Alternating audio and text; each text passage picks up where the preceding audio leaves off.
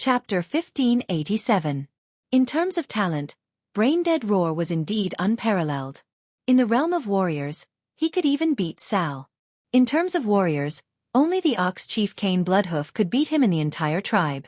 However, Xueqi already had Lord Howl, so why would he still need Braindead Roar? Comparing the way Braindead Roar cut the adult blue dragon and the way Lord Howl cut the ancient blue dragon, the difference was obvious. Braindead Roar would only blindly squander his talent, mindlessly slashing at the enemy's vital points, completely ignoring any changes in the process. After Master Roar regained the body that was at its peak when he was 18 years old, his 50 years of rich combat experience was undoubtedly revealed in the strike just now. Changing the rhythm just right, he seized the fleeting opportunity to strike fiercely after disrupting the opponent. Adjusting the direction of the axe blade with his wrist, he skillfully dodged the adult blue dragon's final counterattack. Without reducing his speed and strength, he avoided the hardest head of the dragon race and cut diagonally into the dragon's neck, causing the greatest damage. It was no exaggeration to say that with an indestructible 18-year-old body and half a century of bloody battle experience, Lord Howl was worthy of the title of a legendary hero. Only such a Grom Hell Roar was the peak of the peak, worthy of Xueqi breaking the boundaries between the alliance and the tribe and accepting him as a god's messenger. In the sky, Xueqi clearly saw the hilarious scene of Lord Howl and his son staring at each other without saying a word. The relationship between orc father and son was quite deep, but the way they got along was often clumsy. Just like how Durotan could sacrifice himself to save Sal. However, most fathers would only teach their children to be great warriors, but not how to be a human. Sal in this life only had Orgrim's personal guidance to achieve his current achievements. Lord Howl and his son. Anyway, Xueqi could not bear to watch. On the eastern horizon of Battlecry Stronghold, a dense cluster of black dots suddenly appeared. In the blink of an eye, the black dots could be seen in color: red, green, bronze, and a small amount of blue. The distant roar of dragons from the sky announced that the previously silent Dragon Sleep Temple was finally making a big move. At a glance, thousands of giant dragons covered the sky. They were galloping from the more eastern Dragonbone Wilderness. With 3 guardian dragons that were as large as small mountains in the lead, they were accompanied by 2 smaller black dragons and blue dragons on both sides, forming the first echelon of attack. Behind them were hundreds of ancient giant dragons, then thousands of adult giant dragons, and tens of thousands of young dragons. This time, the 5-colored giant dragons had come out in full force. On the ground, Garush finally understood why the blue dragons had fled in panic. With their strength, going against Long Sleep Shrine's main force was simply sending themselves to their deaths. Sigh. Lord Howl sighed. He did not know what tone he should use to communicate with his son. He knew that his son hated him. Lord Howl of life. He of. However, in the face of his son in trouble, in the face of the calamity of the clan that he had sacrificed his entire life for, he simply could not bear it. Roof. Of dragon of. Xueqi did as he wished. The person was saved, but the person who was saved did not even say a word of thanks. Grom's heart must be very complicated. At this time, Grom raised his famous blood howl and shouted, "The blood of our brethren cannot be shed in vain. Today's grudge will be avenged today. Those who are still breathing, follow me to kill the demonic pivot and slaughter those treacherous blue dragons." Oh. Hundreds and thousands of people responded. As long as the beastmen could still fight, they simply bandaged their wounds and followed Grom to kill their way to the shore. The battle in the sky was destined to have nothing to do with the Warsong beastmen, but the Draconians and Draconians loyal to Maligos on the ground could be slaughtered to vent their anger. Grom had to do this. A defeated clan would definitely be looked down upon by the other beastmen clans. If he didn't want the clan that had given birth to him, raised him, and made him fight for his whole life to fall, he had to lead these defeated soldiers to pay blood for blood in the shortest time possible. Perhaps for a dead former chief, this was crossing the line. At this time, Grom's first consideration was the legacy of the clan, not the face of the son of the Warsong tribe's chief. When Grom reached out to his son with his right hand, he wanted to pull him up. "Come." Slap. Garush slapped his father's hand away. "I can fight. I can get up myself." With that, Garush gripped his battle axe and rushed to the front of the group. "Warsong beast men. Follow your chief. Forward." The Warsong beast men all looked at Grom. When they saw Grom nod slightly, Everyone followed Garush's steps. This made Garush feel even more ashamed. The shadow of Xueqi in the sky no longer looked at the war-song beast men. The shadow gradually became real. Xueqi's real body had already descended into the sky above the Northwind tundra. Beside him, several elemental emissaries stood in the air. At this time, Alexstrasza arrived. Alexstrasza, it's time to put an end to this. Okay. The Red Dragon Queen's huge head nodded slightly. Nothing saddened her more than her own flesh and blood killing each other. On the other side, Onyxia lowered her head slightly, revealing the back of her neck. As long as Xueqi nodded, a chair would appear on her dragon's back for Xueqi to sit on. Xueqi sent a telepathic message. Today isn't suitable. Onyxia, who no longer had any integrity, obviously didn't mind being Xueqi's mount as a dragon aspect. The other dragon aspects did. After all, this was a battle between the dragon aspects. Even Kalegos had stood up for him.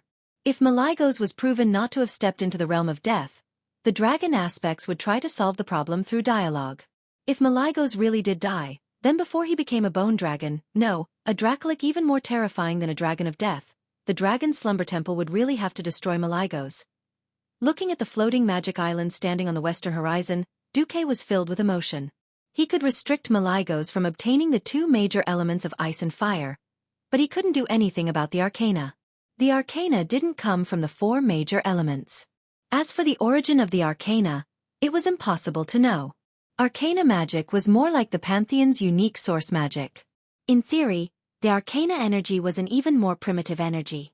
Since there wasn't a single arcana world, the mysterious arcana energy could never be cut off. With Malygos' ability, he could even infinitely convert the other elements in the world into arcana energy.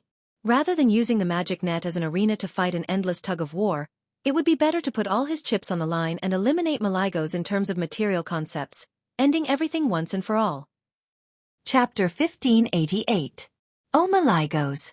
I see that you have a fierce look on your face, and your bones aren't special. You're wearing a green grassland on your head and whatnot. His wife was ridden by Arthas as a mount, and even he had to be ridden by Second Fool.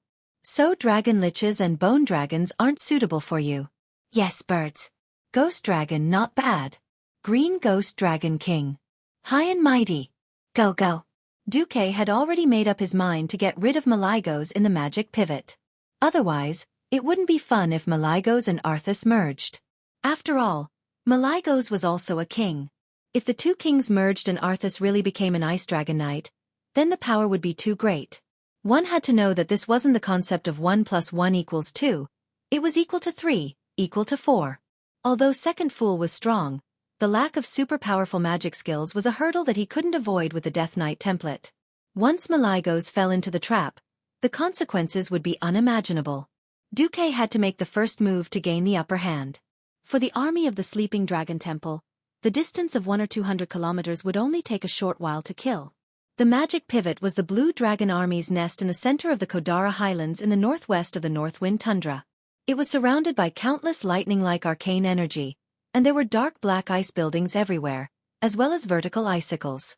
Several ancient blue dragons led a small army of blue dragons and hung outside the magic pivot. In front of the incomparably huge Sleeping Dragon Coalition army, these few hundred blue dragons weren't enough at all. Lady Alexstrasza, Lord Nosdormu, Lord Isera, Lord Onyxia, even if you have the status of dragon aspect, bringing a dragon army to the magic pivot is still an offense to the blue dragon army. The leading ancient dragon lowered his head slightly. All egos. This is none of your business. Get Malygos to come out and see me. Otherwise, even if I have to dismantle the magic pivot, I will see him today. Alexstrasza didn't fall for it at all. She didn't give the ancient blue dragon any chance to play tricks. Xueqi squinted at the blue dragon and chuckled in his heart. In the original history, this guy lost the competition with Carrie and joined the Twilight Legion. In the end, he was stabbed in the back by Blackmore from another time and space, and his blood was used to activate the nuclear bomb, Focused Rainbow. Right now, Xueqi just smiled and didn't say anything. Half of the Blue Dragon Legion was frauds, while the other half was weaklings. Anyway, there were too many things to complain about. Xueqi didn't even know where to start. On the other side, facing the aggressive Red Dragon Queen, the three dragon aspects, and their own traitor Kalegos, who was leading a group of opponents. Even all egos couldn't handle it. "All right, I'll go ask His Majesty Malygos." Then, a drama of slipping away was staged. Damn, when it flew away, even its tail was drooping. Originally, Xueqi didn't think that Malygos would come out. In Xueqi's imagination, anyone with a bit of brain would choose to escape directly, or even kidnap a large number of blue dragons to escape to the Ice-Crown Glacier. But he didn't know if it was because Arthas didn't completely control Malygos, or because he simply gave a mental hint and didn't make a move. The entire magic pivot suddenly shook violently. The surrounding clouds were all shaken away by this surging arcane energy. After a burst of dazzling purple-blue arcane energy blossomed like a flower, a huge blue dragon flew out from the magic gate of the magic pivot. Roar! He didn't know if Malygos' high IQ was driving him, or if his soul was still stuck in the past 10,000 years ago, thinking that he was still the lord of all things, the dragon aspect that was regarded as holy by all creatures. Anyway, being stared at by that pair of golden vertical pupils, Xueqi didn't feel anything. Instead, he seemed to be smiling. Malygos opened his mouth and revealed his fangs. "Haha! My brothers and sisters! Are you also here to witness this despicable person who blasphemed the holy domain of magic, the self-proclaimed demigod of the weave, Duke Marcus, commit suicide in front of me?" Xueqi was instantly out of character. Please forgive Xueqi. Even though he was the best actor from the 1st to the 26th Azeroth Dark Portal, Xueqi still had the urge to quit acting. Alexstrasza wanted to say something, but Xueqi interrupted. "Malygos, do you recognize what this is?" With that, Xueqi raised the thing in his hand high, and then Xueqi slowly flew towards Malygos under the support of the wind element. "Oh!" Malygos looked at Xueqi coldly. He stared coldly at the thing in Xueqi's hand. Although he knew at first glance that he didn't recognize it, he enjoyed the feeling of looking down at the tiny Xueqi. After a while he replied slowly, "I don't recognize it." "What's wrong with it?" Xueqi wasn't annoyed. "This thing is called a soul casket. It contains the soul of the great Draenei Holy Light Teacher. Perhaps you don't know, but he was the one who fought against the 2 Burning Legion commanders, Archimonde and Kil'jaeden, 25,000 years ago. He was one of the 3 giants of Eredar." Ha! The indifferent Malygos still didn't know what he was facing. On the contrary, the dragon face that still looked lively had an expression of waiting to watch a show. Seeing this, Xueqi didn't want to continue acting. Xueqi shouted, "If you've fallen, then please accept the punishment of the holy light." As soon as he finished speaking, the soul box suddenly emitted a brilliant golden light. The dazzling divine radiance instantly covered the entire magic core area. It was as bright as the rising sun, but the entire sleeping dragon legion and almost all the blue dragons didn't feel anything. Holy light was a typical holy spiritual energy. It didn't do any harm to the righteous formation or even the neutral. Instead, those with good intentions would be encouraged and enjoy additional combat power. 99% of the dragons were fine. Except for one dragon, the great king of magic Malygos. "Wah, despicable humans! You, what did you do to me?" The blue dragon king, which was almost half the size of a town, flapped his wings desperately. The arcane energy swirling under his wings was like illusory colorful clouds. When the colorful clouds formed turbulence and dissipated in the air, the sparks of arcane light had already formed arcane missiles of different sizes. When these highly concentrated arcane missiles landed on the ground, the entire open space in front of the magic core region was bombarded by elemental missiles. There were terrifying continuous explosions everywhere. In the sky, the giant dragons that were hovering were all stunned. Many of the giant dragons almost forgot to flap their wings and fell. Every dragon could clearly see that there was a huge decaying wound on Malygos' chest. Chapter 1589. The circular wound was so huge. Putting aside the dark aura around the wound, just the size of the wound alone was enough for a carriage to run through. Even giant dragons were shocked to see it. In the eyes of the blue dragons who followed Malygos, their boss chest had only lost a scale and left a sword mark. In the eyes of the dragons, this injury was no different from a mosquito bite for a human. It was not a big deal. However, in front of Old Man Valen's ultra-pure holy light, all concealment was meaningless. The dark power of Frostmourne had not only pierced through Malygos' chest, but also his heart. The Blue Dragon King had actually died the moment it was stabbed. It was purely the heart that continued to move under the drive of the dark power, maintaining Maligo's life on the surface. Arthas also very cunningly did not let his power seep into Maligo's blood. He only captured the Dragon King's heart and affected Maligo's will. Maligo's, who was already seriously deranged, did not even realize that he had been manipulated. He thought that it was a decision made by his own will. If not for Duque's holy light at the beginning, the kind-hearted Alexstrasza might have really been fooled by Maligo's. She might have thought that her brother was just having a mental episode again and not betraying the path of guardians. Holy light and the power of shadow were never compatible. Perhaps it was possible to transform holy light and shadow like Duque, but there was no way they could exist in the same place at the same time. Maligo still seemed to be alive on the surface, but in reality, he had already stepped into the realm of death. Under the holy light, it directly melted, revealing the dark heart that was in intense conflict with the power of holy light but still beating. Wow! Even if he is a Dragon King, with such an injury, I'm afraid. On the surface, Onyxia was concerned about Maligo's. The Black Dragon Princess, who did not have a good nature, was not interested in this emotional world. She was actually indirectly reminding Alexstrasza and the other two dragons that it was time to work. Shock, sadness, heartache. She did not want to admit this was the truth, but she had already experienced cruel betrayal once. Maligo's passive betrayal made Alexstrasza feel better. Oh, he was actually forced. He fell for the Lich King's tricks and sorcery. Nozdormu was the first to accept reality. As the space-time Dragon King, he had seen countless futures.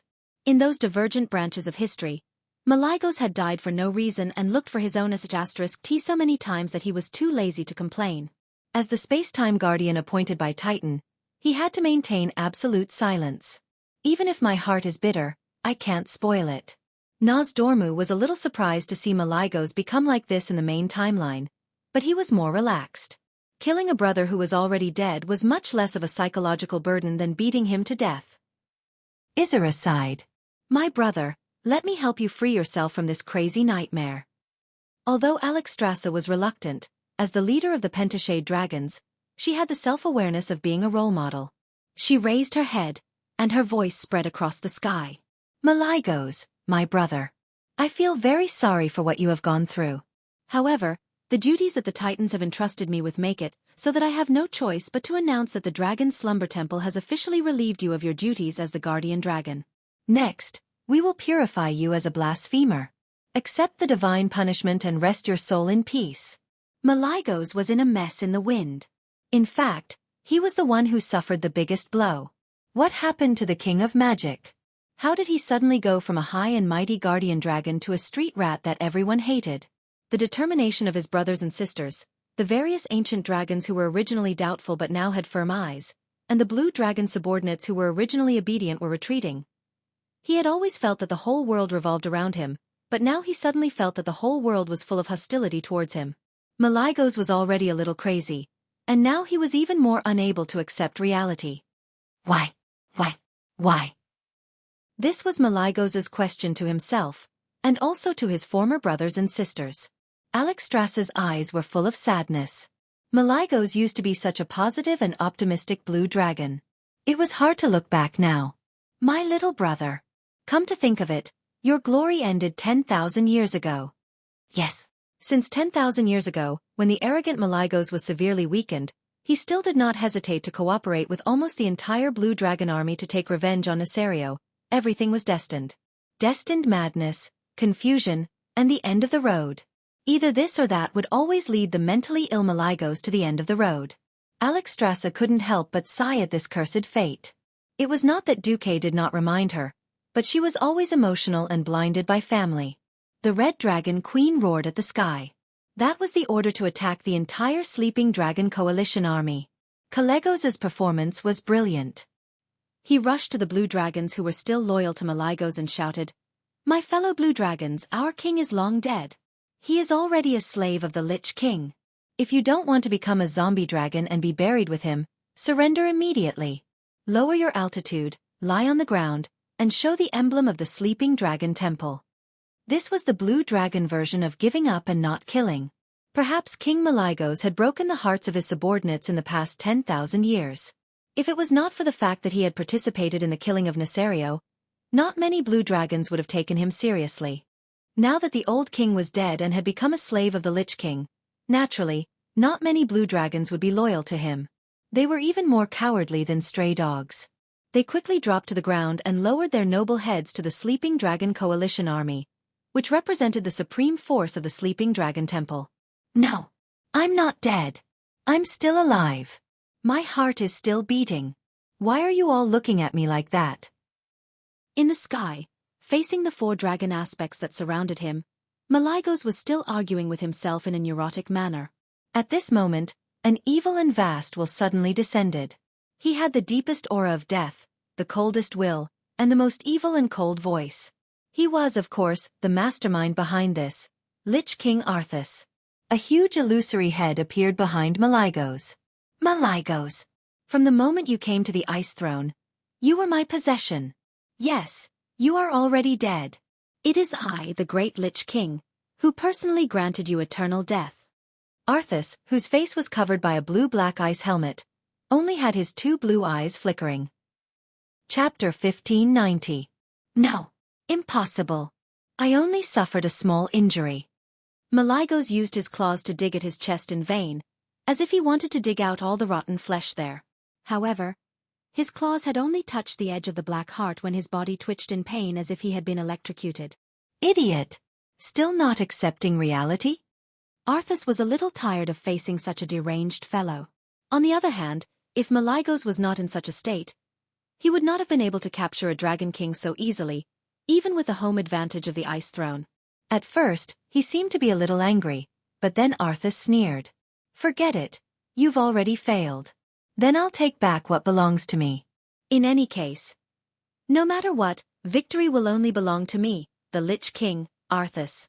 Following Arthas' declaration, Malygos suddenly let out an earth-shattering scream.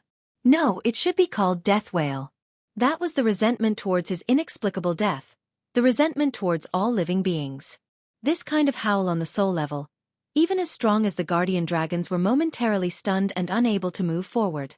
Malygos' dragon body was changing at a speed visible to the naked eye. On the black heart that was clearly visible in the rotting hole in his chest, the aura of death that had been nurtured for a long time pulsed at high speed to every corner of his body. The beautiful blue scales that had been as blue as the sea on a clear day became snow-white, a paleness that symbolized bones and death. The dragon's skin that relied on flesh and blood to support it shriveled, and the originally bulging dragon body instantly became thin. In all of Malygos' joints, white bone spurs broke through the tough dragon skin and grew out.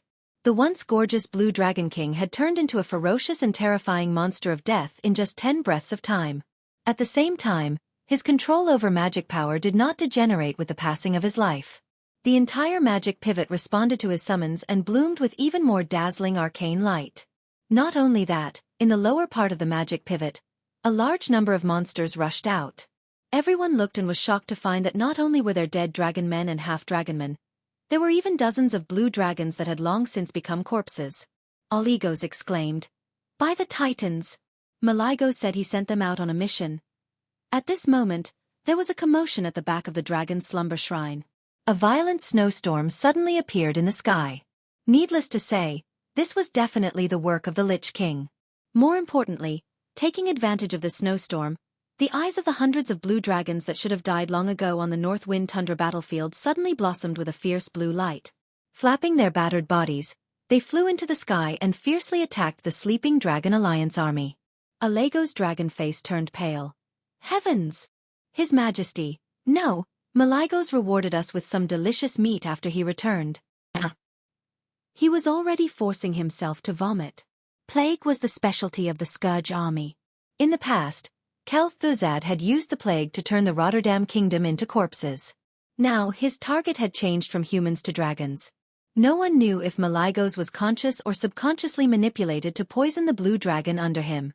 Anyway, it was an indisputable fact that the blue dragons that had died on the battlefield had all turned into corpse dragons. At this moment, Duque suddenly understood why Malygos still slapped the red dragon Christasa so hard in this life. Malygos didn't know that he had stepped into a land of death, but his survival instinct still drove him to leave descendants for himself. The Red Dragon clan was a clan that represented life.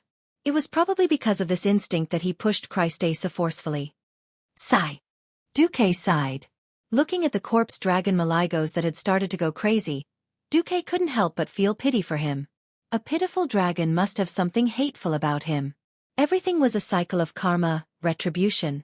The scene became chaotic. Taking advantage of this opportunity, Arthas gave Malygos a death order. "Malygos, my mount, come back. Your mission is complete." Originally, Arthas' idea was to get the benefits first. As long as the corpse dragon Malygos safely returned to Icecrown Fortress, the strength of the Calamity Army would definitely increase greatly.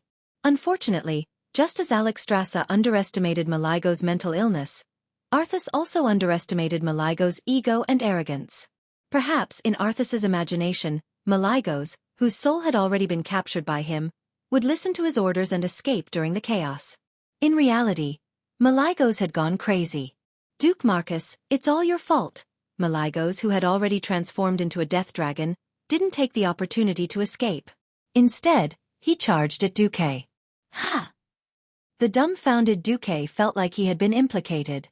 The next second, Xueqi laughed. Let's just say that he laughed out of extreme anger. Me too. I actually took a lunatic seriously. If I took it seriously, I would have lost. A spiraling golden flame rose from Xueqi's raised right hand. It was the officially named Song of Light and Darkness, a personal artifact of Xueqi. The holy golden sword was raised high. Bystanders could only see the golden light shining on the tip of the sword, but as the King of Time, Nosdormu saw something else. Time passed quickly. The scene before him seemed to have happened in a future that he, as the Bronze Dragon King, did not know. After Xueqi pulled out the sword, what he was about to do was to return the fate of Malygos' death to its original position in a strange trajectory. Nosdormu looked at this scene in shock. Time was still flowing, but it returned all cause and effect, leading the entire world to a brand new future. What kind of power was this? Or was what he saw purely an illusion of a tributary of time?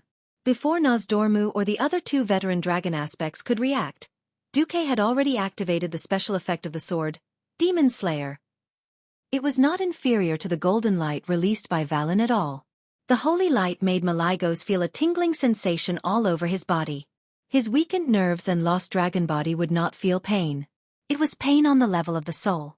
This pain brought him a strange feeling, and he suddenly fell into a trance. At this moment, Malygos heard a cracking sound in the air. He raised his dragon head and found that the arcane energy he was so proud of had actually solidified, forming a strange blue solid substance that looked like dough. It floated in the air. Chapter 1591. Only then did Malygos notice that the solid arcane elements that looked like pieces of plasticine were surrounded by white mist that emitted a cold aura. The arcane elements were divided and wrapped by the frost elements, turning into strange purple-blue ice particles that rustled down from the sky. At some point, a piece of white frost was climbing up Malygos's right paw.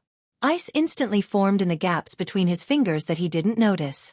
It wasn't until he accidentally moved his toes that he realized that his legs were creaking. As soon as he opened his toes, there was the sound of ice shattering. The former Blue Dragon King was shocked. This situation made him realize the seriousness of the situation. He finally realized that he was losing control of all the elements. He subconsciously and pessimistically believed that his power had greatly declined. In fact, he was really wrong this time. As the King of Magic, how could his control of the elements decline so easily? However, the magic circuit was a derivative of the soul. A moment ago, Malygos had officially gone from a half-living state to a pure dead person. His soul was undergoing a drastic qualitative change. In fact, although the magnitude of this qualitative change was great, the process was quite short. As long as he calmed down and quickly found a new soul sense, he could regain his combat power as long as he found a way to manipulate magic power in the soul state. Didn't you see how Anastrian, the Sun King, was very good at fighting when he first became a lich? The funny thing was that thinking too much was also a kind of psychopath. Psychopaths couldn't help but let their imagination run wild. Arthas had tried to preserve Malygos' spirit as much as possible in order to make him a death knight like Nazul had trained him to be. Now it seemed more like a bad move. Psychopaths were double-edged swords. In Malygos' imagination, since Xueqi could cut off his sources of frost and fire elements, he should be able to cut off his arcane elements. As a result, when Xueqi attacked, he foolishly gave up control of the arcane elements. The process was so smooth that even Xueqi was surprised. He would be a bastard not to take advantage of it. Xueqi accepted the control of the arcane elements that Malygos gave up without hesitation. The group of blue dragons, no matter which faction they belonged to, all looked at Xueqi, who was in mid-air, as if they had seen a ghost. Even though the king of magic, whom they once worshipped and obeyed, was still in mid-air, they could not suppress the fear rising from the depths of their hearts. If he didn't know that Xueqi was a close ally of the Dragon's Slumber Shrine, perhaps even Kalegos would have hurriedly backed away from Xueqi. Xueqi was too terrifying. Even in the face of the oldest king of magic in the world of Azeroth, he could still seize control of all elements in an instant. Without magical elements, the mighty king of magic was nothing more than an undead dragon with a slightly stronger physical body. The purest ice element surrounded Xueqi's body. Due to the strong winds beneath his feet, the chill that emanated from Xueqi's body was so intense that even the ordinary dragons that were slightly closer to him could not withstand it and flapped their wings to leave. Onyxia looked at her master in surprise. This was the first time she had seen Xueqi like this. In her impression, Xueqi was like a modest gentleman most of the time. Although he was more ruthless than anyone else in crucial moments, he rarely displayed such a threatening aura. Perhaps this was the so-called fight of the same origin. There was only one origin. If you took more, I would naturally take less. In the past, they were in the same trench, so Xueqi could not make a move. The situation now was completely different. Not only did Xueqi want to be ruthless, but he also wanted to take half of the origin of the next Blue Dragon King. Xueqi, who was familiar with history, obviously knew what kind of person the next Blue Dragon King, Kalegos, was. Apart from his appearance, whether it was before or after inheriting the title of Dragon Aspect, this fellow was a complete trash. If Onyxia could be said to be a low-level version of the Dragon Aspect, then Kalegos was used to make up the numbers. Xueqi did not want to divide the power of the magic net into dragons or mortals. The magic net is mine, and I have the final say. Use it if you want, or scram if you don't. Hence, Xueqi's sword was not only to kill Malygos, who had submitted to the Lich King. It was also to seize the authority of the Blue Dragon King in Azeroth. Malygos' hoarse voice seemed to come from the depths of the icy hell under the frozen throne. His blue eyes glared at Xueqi, and he gritted his teeth as he roared, "I knew you were a despicable thief. You stole the elemental authority that belonged to me. Alexstrasza, look at what you've done. You raised a despicable person who stole the power of the Dragon Aspect." The Red Dragon Queen was stunned. Even she was speechless at this crazy dragon who did not even know his own position. "You, Malygos, are already the servant of the Lich King, and you're still calling me a thief. Damn thief. Very well, I, Malygos, will let you have a good taste of my anger." Xueqi could not listen to it anymore. He put his sword behind his back, and when he got into a forward stabbing posture, there was a flash of holy golden light. The next second, Malygos screamed. When he raised his dragon claws, he suddenly realized that something was wrong with his body. His dragon body was strangely dislocated, and his upper body flew out as he pounced. The lower half of his body seemed to be fixed in place by a spell that stopped time, not moving at all. Crack! There was a crisp sound. Miraculously, all the dragons saw a golden spot of light appear on Malygos' waist. The spot of light quickly became a horizontal line parallel to the ground, and it continued to extend to the left and right. At the same time, with Malygos as the starting point, there was a golden line that connected Malygos' back to his lair, the magic pivot behind him. The golden line pierced straight into the huge Blue Dragon Legion's encampment. In the next moment, the golden line swung to the left and right, and then a ripple line appeared in the void. This line swept across Malygos' dragon lair, and with the golden line as the boundary, everything broke in the middle on the spot. There was a soft crack, and at the same time, it split into two halves, from top to bottom. Time seemed to have frozen. The word, astonishment, was written on every dragon's face. Malygos' dragon face was full of horror. Like a female dragon that had been raped, he screamed, "No!" Because he realized that he had not only lost his body and power, but also the unique rule of Azeroth that was originally under his control. This was what he valued the most. Chapter 1592. To be honest, would Xueqi be afraid of Malygos? How was that possible? Even if the Blue Dragon King was at full strength, Xueqi would not be afraid at all. What had always restrained Xueqi was his good relationship with Alexstrasza and Isera. The Temple of Dragon's Slumber had always been the first line of defense against the Burning Legion. If not for this relationship, after Xueqi became a demigod, he would have taught the crazy Malygos how to be a qualified dragon aspect. Come to think of it, even if Xueqi went all out under normal circumstances, he still would not be able to kill Malygos in a second. After all, he was a dragon aspect that had been blessed by the divine power of the Titans. The reason why he was able to split Malygos in half in one move was that Malygos had courted death himself. More importantly, the former Blue Dragon King was not used to his current situation at all. From his body, to his mind, to his soul. The disorder in his soul caused him to temporarily lose control of the arcane elements. He had the entire magic core that had stored 25,000 years worth of energy, but he could not use even a little bit of it. The disorder in his body was because he was not aware of it. He did not realize that he had changed from a righteous creature to an evil undead creature. Needless to say, he didn't even realize who was his master now. He did not understand, did not accept Arthese's kindness to save him, and instead dug his own grave. Everything added together formed this exaggerated scene before them. The dragons all thought that Duke had only caught the last train in God's domain, and that he still needed a long time to cultivate. However, Duke had actually killed the king of magic Malygos with a single move. Shack. Shack. Before Alexstrasza had recovered from the car accident in her emotional world, she had to face another shocking reality. Xueqi might already have the strength to stand on equal footing with her. Perhaps it could be attributed to luck, planning and execution, but as the red dragon who had been watching Xueqi since the second battle at the Dark Portal until now and watched Xueqi's growth and rise, no one in the dragon race knew Xueqi better than her. Even so, she still felt that she had underestimated Xueqi. Originally, they had predicted that there would be an earth-shattering battle. After all, the other party was a powerhouse and had the advantage of defending their territory. Who would have thought that gathering so many dragons and gathering the other 3 5-colored guardian dragons at the demonic pivot would result in such an unexpected outcome? It was as if all the dragons flying in the sky had become witnesses to the battle between Xueqi and Malygos over the origin of magic. Arthese, the Lich King, who had been sitting on her ice throne and watching the drama unfold, suddenly stood up in shock. After a long time, she finally managed to squeeze out 3 words. Damn it! As long as Malygos wasn't so stupid as to turn into a dragon and come under him. Not only could he spy on the higher level of the magical laws of this world, but he could also cause a real rift in the hearts of the dragon aspects. He even fantasized about the day when he could use the cracks in their hearts to make all the dragon aspects fall. This was not impossible. In front of them was Nethario, the Wing of Death, and behind them was Malygos, the King of Magic. Who could guarantee that the other 3 dragon aspects wouldn't fall? But now, because of Malygos' temporary stupidity, all of Arthese's plans were ruined. Bastard!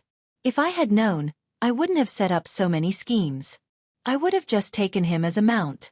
Just as Arthese was throwing a tantrum, Malygos was actually putting on a clumsy performance, acting dumb. No.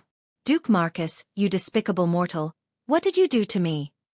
Do you know that you are guilty of the most heinous crimes?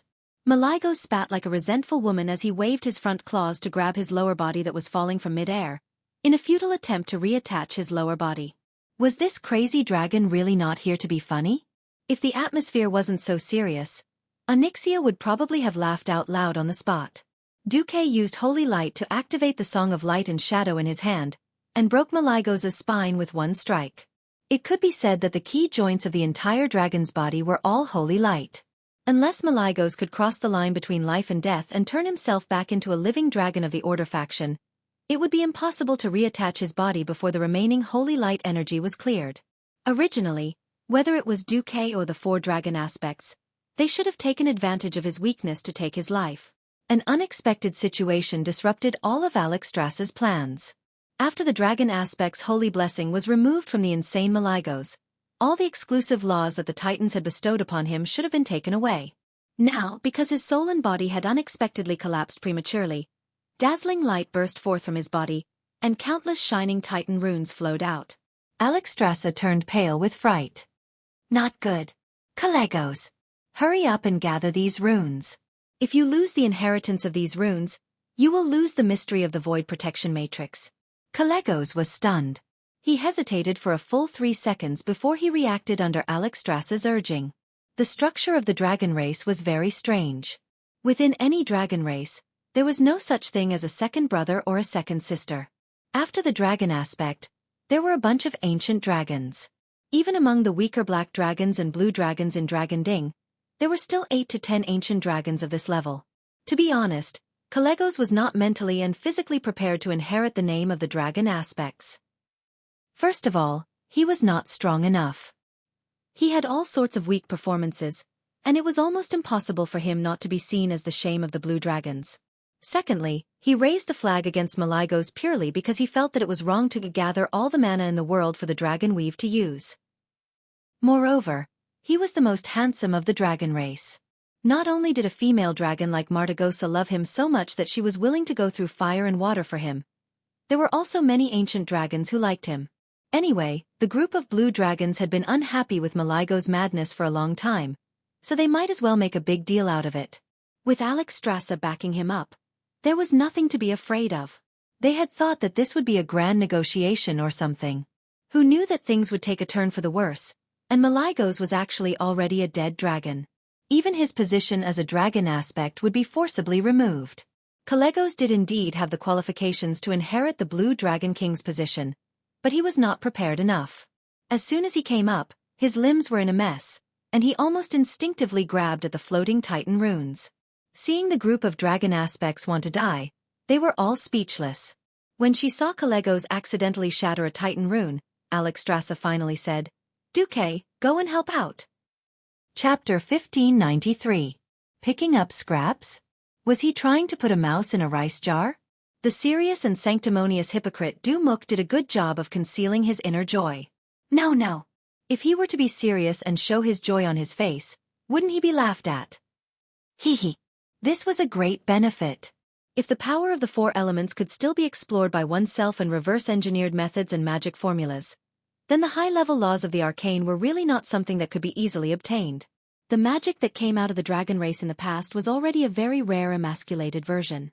After 25,000 years of development, some had been lost, and some had been changed beyond recognition by later generations.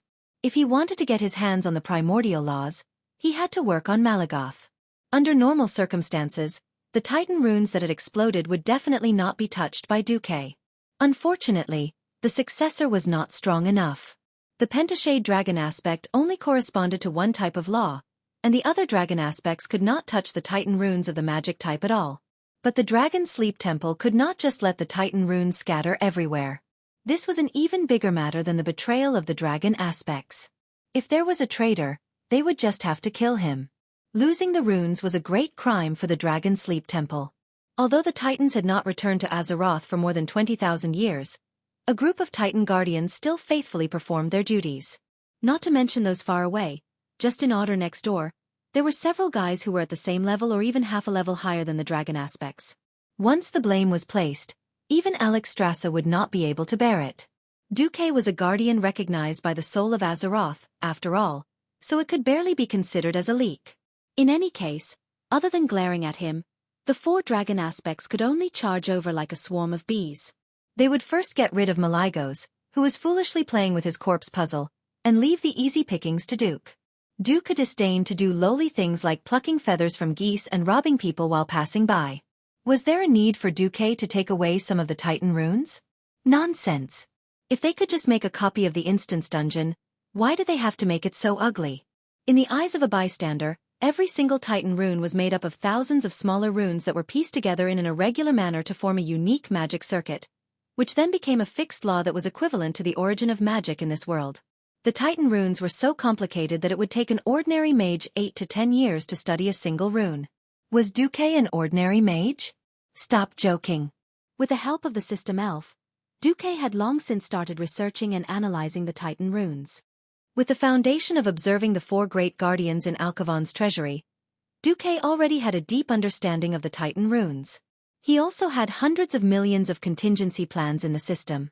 All he had to do now was to compare that part of the runes with Kalecgos' runes and deduce the possible magical laws and reactions. On the other side, 2 of the 4 dragon aspects were tearing up, while the other 2 were expressionlessly dismembering the dead Kalecgos. It was only a matter of time before Kalecgos, who only had half of his body left, was dismembered. Even a fool could not save him. On the other side, Duque was happily picking up the runes. On the other side, Kael'Kas had a bitter look on his face.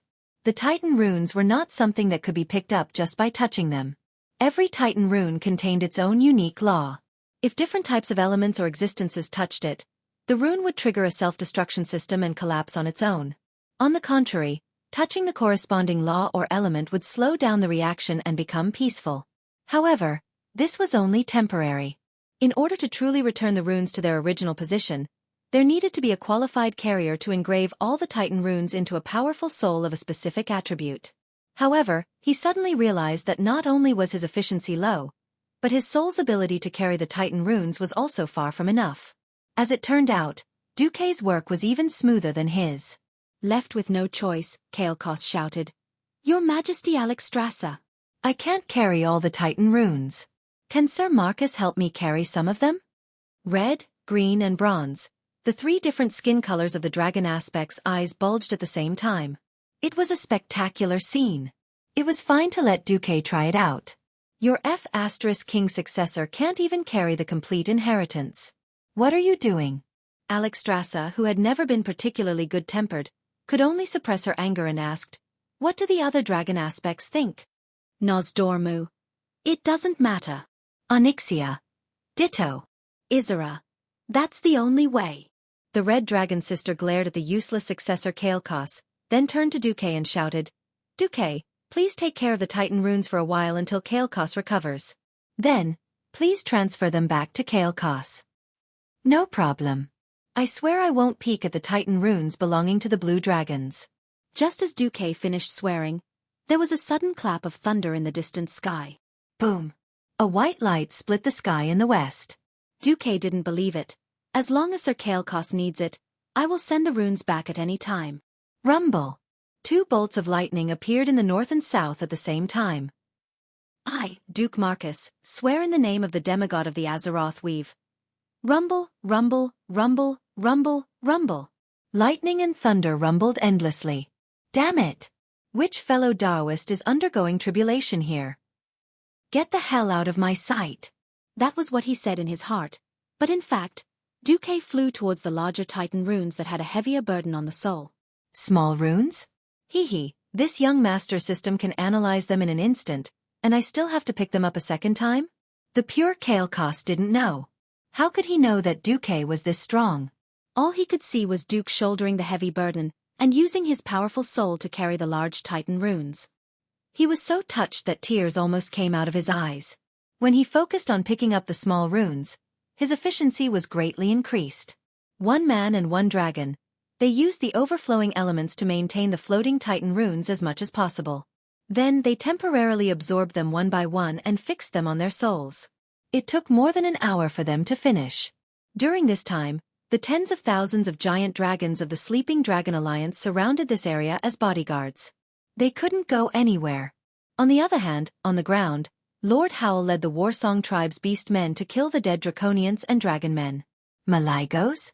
That guy would have been torn apart long ago. Of course, his soul couldn't be captured. From the moment he was stabbed, the core of his soul was left in Frostmourne. Perhaps the next time they met, he could become a dragon soul lich. Chapter 1594. Kalecgos, who had only managed to pick up a small portion of the Titan rune, finally smiled. The human-like smile on his dragon face had charmed the female dragon fans. Unfortunately, his big sister, Alexstrasza, was not happy. "Noob. How could you be so complacent after obtaining such a small result? Could you at least have some ambition?" Although she did not say it out loud, that was what the red dragon sis meant. "Sister, don't be angry. There's nothing we can do about it. Give Kalecgos some time. Maybe he'll be better." Isera used a soft voice to persuade his sister. "Sigh. Each generation is worse than the last. When Kalecgos can be half as good as Xueqi, I'll have nothing to worry about. Look at that little rascal." In Du's eyes, the red dragon sis expression was clearly saying, "You're the worst batch of students I've ever taught." Of course, Xueqi pretended not to see her piercing gaze. After getting such a great deal, he did not show off and instead angered the dragon. Looking at the system notification, Xueqi was overjoyed. "You've obtained Anti-Gravity Arcane Energy Thruster Initial Model. You've obtained Arcane Beam Cannon Spell Model. Although these things were from 25,000 years ago, they were still considered black technology in the present day. The most frightening thing about technology and magic was the lack of inheritance. With these Titan technologies, even if they were incomplete, Xueqi could still make a lot of good things. As for the red dragon's resentful gaze. Ah, there are so many ants today. Oh, there's even a Voldemort. The gentlemanly Xueqi opened the magic mirror right under the red dragon's nose and looked directly at the ants on the tundra hundreds of meters below him. Humph. The red dragon's did not have a temper anymore. Let's go back. Matagosa, Kalego still needs some time to digest the inheritance of the previous guardian. Take care of the magic pivot for him during this time. Understood, Your Majesty. Your Majesty. Matagosa nodded. A huge internal war among the dragons ended with the destruction of Maligos. Although it seemed a little anticlimactic, it at least prevented the already weak blue dragon army from further weakening. The adult blue dragons, dragon whelps, and dragon whelps had all been used as cannon fodder after Maligos had ordered them to attack the Alliance and Horde forces. This was the best way to preserve the Alliance's strength. In theory, as long as reproduction was encouraged, it would not be a dream for the Dragon Kingdom to prosper in a few hundred or even 1,000 years. Xueqi, who had obtained the greatest benefit, really wanted to hide and properly digest Maligos' relics. Even now that he had become a demigod, it was a very tiring task to calculate the usage of the Titan runes and the eternal laws within it with the system elves, which were almost equivalent to supercomputers. Blessings never come in pairs, but misfortune never comes alone. This old saying made sense. Just as Earthes was stirring up trouble everywhere and disrupting the rhythm of the northern expedition, something happened to Oder as well. Oder was always mentioned in the same breath as Odin and Odaman. Ulduar was the Titan's third base in Azeroth. It was now controlled by the storm giants and their servants, the crystal golems. That was indeed the case on the surface. After Xueqi publicly announced that Loken, the guardian of the Church of Wisdom, was a traitor, the Dragon Sleep Temple had long regarded the entire Oder as a snake and a scorpion. Once they were free, they would beat him up. Dealing with Earthes, the blasphemer, was as important as dealing with Yogg-Saron, the enemy of the Titans. As soon as Maligos was dealt with, Oder sent a message. This time, it was Torim, the Titan guardian of the Church of Storm, who contacted the Dragon Sleep Temple to ask for help. Xueqi narrowed his eyes after hearing the news. If Oder, which had never been disturbed by the outside world, developed as it had in history, Torim, the Storm Guardian, should still be normal at this point in time. However, Torim's development was not going well. Originally, when Torim's wife died in history, he initially thought that it was the doing of the Storm Giant, but then he discovered the real culprit, his former colleague, Loken. Knowing that he would be greatly weakened if he left the Temple of Storm, he still went to the Temple of Wisdom to get even with Loken. Then, of course, not only did he fail, he was also raped. He was thrown into Oder by Loken to give Yogg-Saron all kinds of hardcore training play. Later, he became Oder's boss, and even his mount was given by Loken to King Vrykul, Imran. It was a classic case of losing everything. Xueqi had a good impression of this loyal Titan guardian. After all, a man who could risk his life to avenge his wife could be called a real man. In fact, Xueqi still remembered when he finished a series of Torim's missions in the game and saw Torim being captured. After that, when he attacked Oder and saw Torim's wife, Heve, standing beside him, Xueqi was touched for a moment. The guardian had already fallen. If he could reunite with his beloved wife, perhaps this would also be a kind of poignant happiness. Unfortunately, Xueqi was fed a mouthful of poisonous milk powder. That Heve was actually a female demon in disguise. Because even if Torim was contaminated by Yogg-Saron, a part of his will still couldn't be distorted, and he still missed his wife, Heve, in the deepest part of his heart. As a last resort, Loken found a female demon for him to pretend to be his wife and sent her to Torim as a mascot. The guardian fell, at the feet of the players. But every player's heart was heavy. After witnessing the end of a tragic love, they didn't feel that this was a victory worth showing off at all. Fortunately, in this life, after personally participating in the general trend of Azeroth, Xueqi had the opportunity to change everything with his own hands. After receiving Torim's message, Xueqi immediately sent out his messenger. The Temple of the Storm was a temple located west of Oder, standing on the peak of a snowy mountain. It was surrounded by lightning all year round, and ordinary creatures didn't even have the right to approach the peak. At this moment, The giant sitting on the huge throne suddenly let out an "Oh!" The slightly wrinkled eyebrows instantly relaxed, and a smile appeared on his thick lips. In front of the temple, on the huge platform, there was a continuous flash of lightning. The densely packed thunderbolts hung down like curtains, forming an impenetrable vertical net. At this time, several clusters of lightning twisted in the middle, revealing a small hole. In the middle of the hole, an arcane energy that didn't belong to the nature element began to spread. At first, it was just an inconspicuous small dot.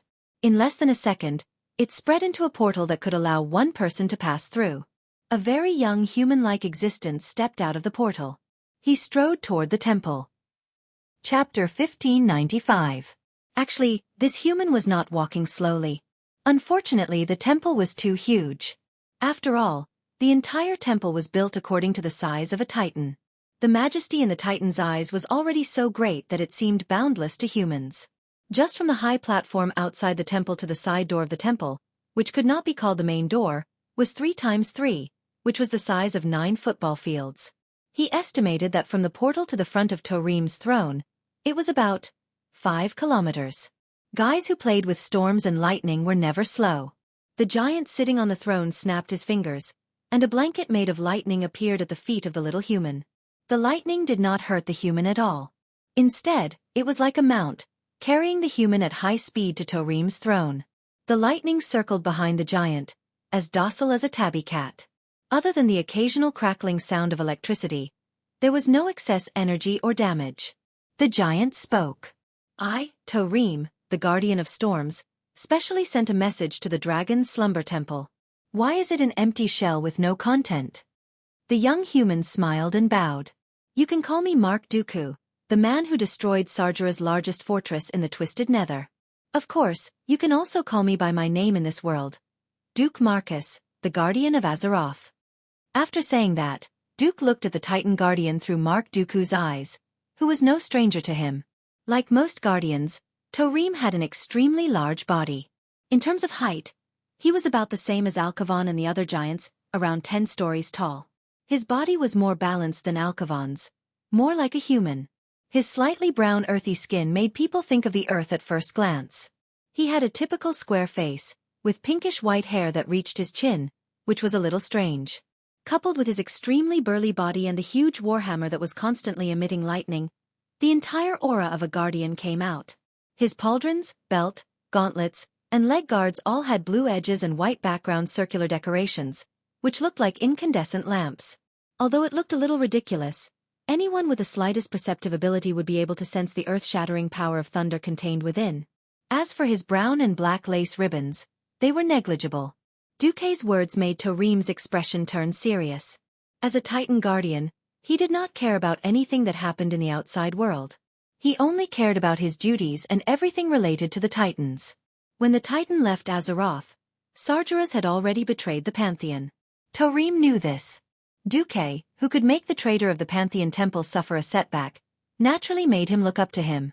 After a moment of silence, Torim said, "All right, Duke Marcus, I admit that you have the right to speak to me as an equal. Before we start talking, let me ask a question. I remember that the place where I requested for help was the Dragon's Resting Temple. Why are you here? Respected Lord Protector, the place you are guarding is only Orja. The place that the 5-colored guardian dragon is guarding is the entire Azeroth.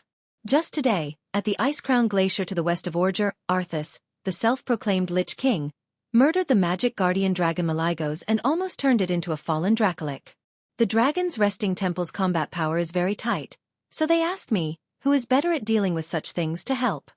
After saying that, Mark Dooku threw out a scroll. Torim raised his hand, and a cluster of lightning flew out. The scroll opened. Suddenly, a green brilliance lit up, and an illusory letter appeared in mid-air. The paper was full of Titan words written with faint divine power. This was Alexstrasza's handwritten letter. Every guardian had its own unique mark and way of writing, and it could not be deceived at all. After reading the letter, Torim completely trusted Duke. Alexstrasza, Isera, and Nozdormu jointly recommended you as the full agent of the Dragon's Resting Temple to help solve Orja's crisis. After reading the letter, I have to admit that you are very powerful. You have completely surpassed the limits of mortals. Even I am envious of your achievements. Unfortunately, my mission binds me. Otherwise, I would be willing to fight against the evil people who betrayed the Titans with you. Thank you for your trust. Xueqi bowed again. If the Temple of Storm has any trouble, please tell me directly. Tarim let out a long sigh and told Loken's story. This was the same as what Xueqi had previously revealed to the dragon's resting temple.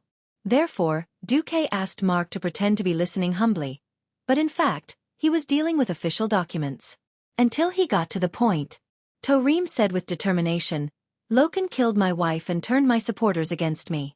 He took everything from me, but everything is about to change. Regardless of whether I have the Dragon's Slumber Shrine or your help, I will personally go to the Wisdom Shrine and settle the score with Loken. Xueqi smiled. Please do not doubt my sincerity. The existence that scourges Azeroth is my enemy. Since I have killed Thun, I don't mind killing another Yogg-Saron. After saying that, Xueqi took out a ring. Ring of the Fallen Deity. The attributes of this ring had long fallen behind the times. To be honest, Xueqi did not care about it. The key to the ring was that it was made from one of Thun's eyeballs. This was the best proof of that. Tarim suddenly stood up, and his huge body was like a small mountain rising from the ground. That's right. It's this similar smell. Even if this ring has been washed with holy light, I can still smell the stench of the god of decay. After seeing that Tarim's emotions had been completely stirred up, Xueqi revealed a mysterious smile. Admit it. Tarim, your power will be greatly weakened if you leave the Temple of Storm. You can't beat Loken in the Wisdom Temple. But if you follow my method, I can guarantee that you will avenge your wife. As soon as Xueqi said that, Tarim's blue eyes, which were already emitting a faint divine glow, lit up even more. Okay. Tell me, I'll do it. I still need you to suffer a crushing defeat at Loken's hands, but before that, I'll have to trouble you to go somewhere secretly. His wife's death had been stimulating Tarim's nerves all the time. Without much hesitation, Tarim nodded heavily. Okay. That night, the wind howled and thunder and lightning flashed. Outside the Wisdom Temple in the north of the Temple of Storm, Tarim raised the Hammer of Thunder and roared loudly on his beloved mount, the ancestor dragon Varanus. Loken, I'm here for Sif. For justice. For the watchmen who have been corrupted by you. Chapter 1596. The Temple of Wisdom was another temple that had a typical Titan style. No one knew if it was to intimidate those ignorant creatures, or if it was to save trouble when the Titans were creating things. The appearance of the 5 temples could no longer be described as shockingly similar. They were all made from the same mold. The temple at the top of the snowy peak was a huge ring formed by 8 huge Greek pillars that required 30 people to encircle it, forming a circular shape similar to a biscuit sandwich. Adorning the white marble pillars and stone rings were noble golden decorative patterns. The decorative patterns were matched with mysterious Titan runes that were difficult to understand. On the circular floor with a hexagonal shape as the core element, along the edge of the temple were divine earth lamps that looked like head rings. Bound by the outer frame of the half-metal half-wooden earth lamps were balls of mysterious yellow energy, which provided a glorious illumination for the temple. However, at this moment, the Temple of Wisdom was so quiet that one could hear a pin drop. There was no sound of wind or insects. It was even more silent than a tomb. Not only that, the interior of the pillars was shrouded in a layer of fog, making it impossible to see what was inside. Lorcan, there's no point in running away. I know you're here. The huge progenitor dragon Varanus under Tarim let out a loud roar. Unfortunately, its master was too huge. This scene made Mark Dooku, who had followed Tarim to the top of the mountain, feel a little ridiculous. No matter how he looked at it, that sound just now was made because it was overwhelmed. After all, their bodies were almost 1-to-1. Varanus did not have the long snake neck of his dragon relatives. His short and thick neck made his upper body look a little like a crocodile. Tarim landed on the huge platform suspended in the air of the Temple of Wisdom, and his mount followed suit. The progenitor dragon's forearms were its wings, unlike the giant dragons, whose forearms and wings were separated. Villainous huge and thick wings folded up, looking like a pair of arms with their own protective wings. Following Tarim into the Temple of Wisdom, Xueqi quickly read the data of the surrounding environment from the puppet. Ha! That's really smart. The enraged Tarim hadn't noticed the changes in his surroundings, but Xueqi had already seen everything through the data feedback. At this moment, the mist and darkness that shrouded the divine hall suddenly dispersed, revealing the giant sitting on the throne of wisdom. Compared to Tarim, his figure was similar. The biggest difference was that his entire body was golden from head to toe. He had golden skin, shoulder-length golden hair, and a golden square face. A white hairband tied his hair so that it hung behind his head, and there was an extra braid at the back of his head. His body also gave off a squarish feeling. Two huge and long white shoulder straps hung down from his pauldrons and draped over his chest to his knees. That kind of pure white clothing and accessories made it difficult for people to see him as an ordinary villain. How should I put it? A hypocrite in white? Tarim immediately saw that Loken's throne of wisdom had been entangled by some dark vines, and he immediately revealed a pained expression. As expected. Loken, you've fallen. There was a smile on Loken's golden face. He stood up, raised his golden arms high and said crazily, "Fallen? No. This should be ascension. My master once let me see the future, and there is no place for you in it. Azeroth will be reborn in the darkness, Yogg-Saron will be released, and the Pantheon will eventually fall." Tarim had a very straightforward personality. When he heard the words "the Pantheon will fall," he could no longer hold it in. "Loken, this is the Titan's trial for you." With that, Tarim threw his huge hammer that was filled with lightning. It was as if he was throwing an entire mountain. That was the ultimate power of Tarim's lightning power that had been condensed for thousands of years. Of course, the aura was extremely terrifying. It should have been like this.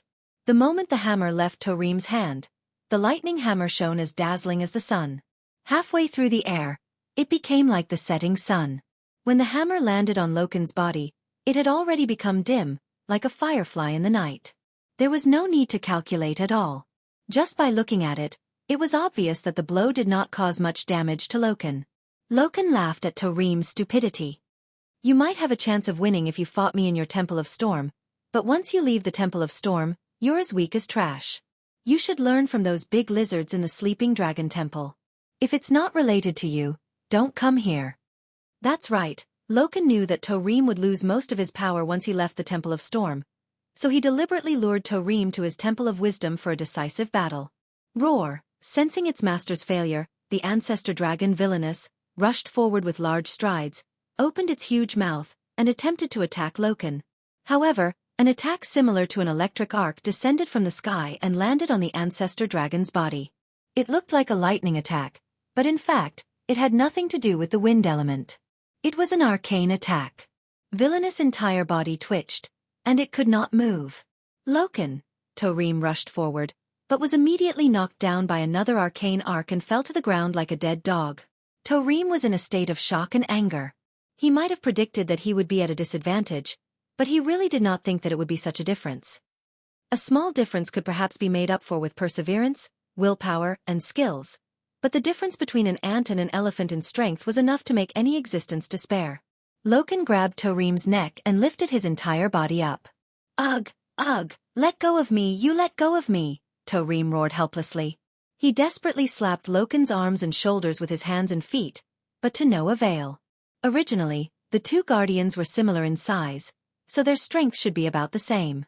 Now, why did it feel like Loken and Tarim were like a rough man molesting a little girl? At this time, a male voice suddenly reached the ears of the two guardians who were fighting. "Tarim, is this the so-called Battle of Reckoning that you mentioned? How disappointing." The one who spoke was, of course, Xueqi. It was only at this moment that the two gods remembered that there was indeed such an inconspicuous existence.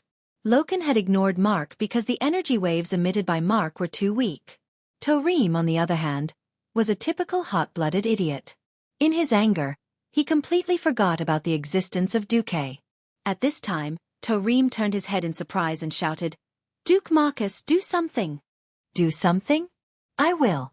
A mysterious smile appeared on Xueqi's face. Chapter 1597. Snap. A crisp snap of a finger. A single gesture from this little human, whom Loken had never paid any attention to, caused a huge change in the situation. In the sky surrounded by the circular arcades, in the gaps between the giant pillars, and on the floor of the temple that was covered in hexagonal patterns, layers of yellow light appeared. These lights seemed to have a life of their own as they went straight for Loken the moment they appeared. Any guardian would have a passive talent called Titan's Blessing. This was a blessing that isolated elemental and physical attacks from the modern world from the perspective of the laws.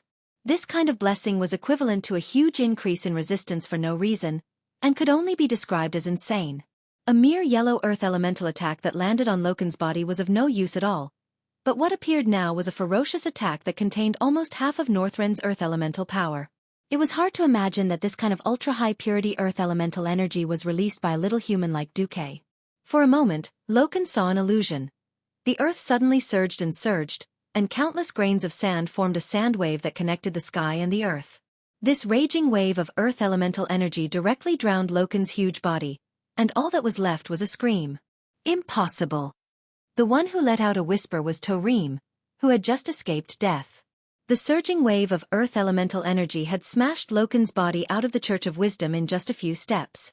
Unfortunately, as Loken waved his arm, the Church of Wisdom suddenly blossomed with a blazing red flame, counteracting most of the yellow light. Who are you? Loken's face, which had always been full of confidence, finally revealed a horrified expression. Xueqi's body fell backwards, and a huge existence seemed to grow out from beneath his feet, supporting Xueqi's entire body. Loken immediately noticed that the thing that was supporting Xueqi was a huge palm that was wrapped in flames. What made his expression change even more was that there was an existence that was frantically tearing at the protective barrier of the Church of Wisdom, forcefully shoving in power that did not belong to the entire temple. In the name of the Wisdom King, I reject your entry. Loken slammed his fist on the ground. Unexpectedly, the smiling human disappeared and was replaced by a male human wearing a white mage robe with blue edges. He held a drumstick in his left hand and a long, strange sword in the shape of a long spiral nail in his right. The two of them had similar but different appearances. This time, the existence with the appearance of a human that came later released a nearly overwhelming and terrifying divine power. The newcomer was none other than Xueqi himself. In the name of the Guardian of Azeroth, I reject your rejection. Xueqi tapped his staff, and the divine artifact Atisha's space-breaking power instantly erupted. The three illusory black crows let out sharp caws.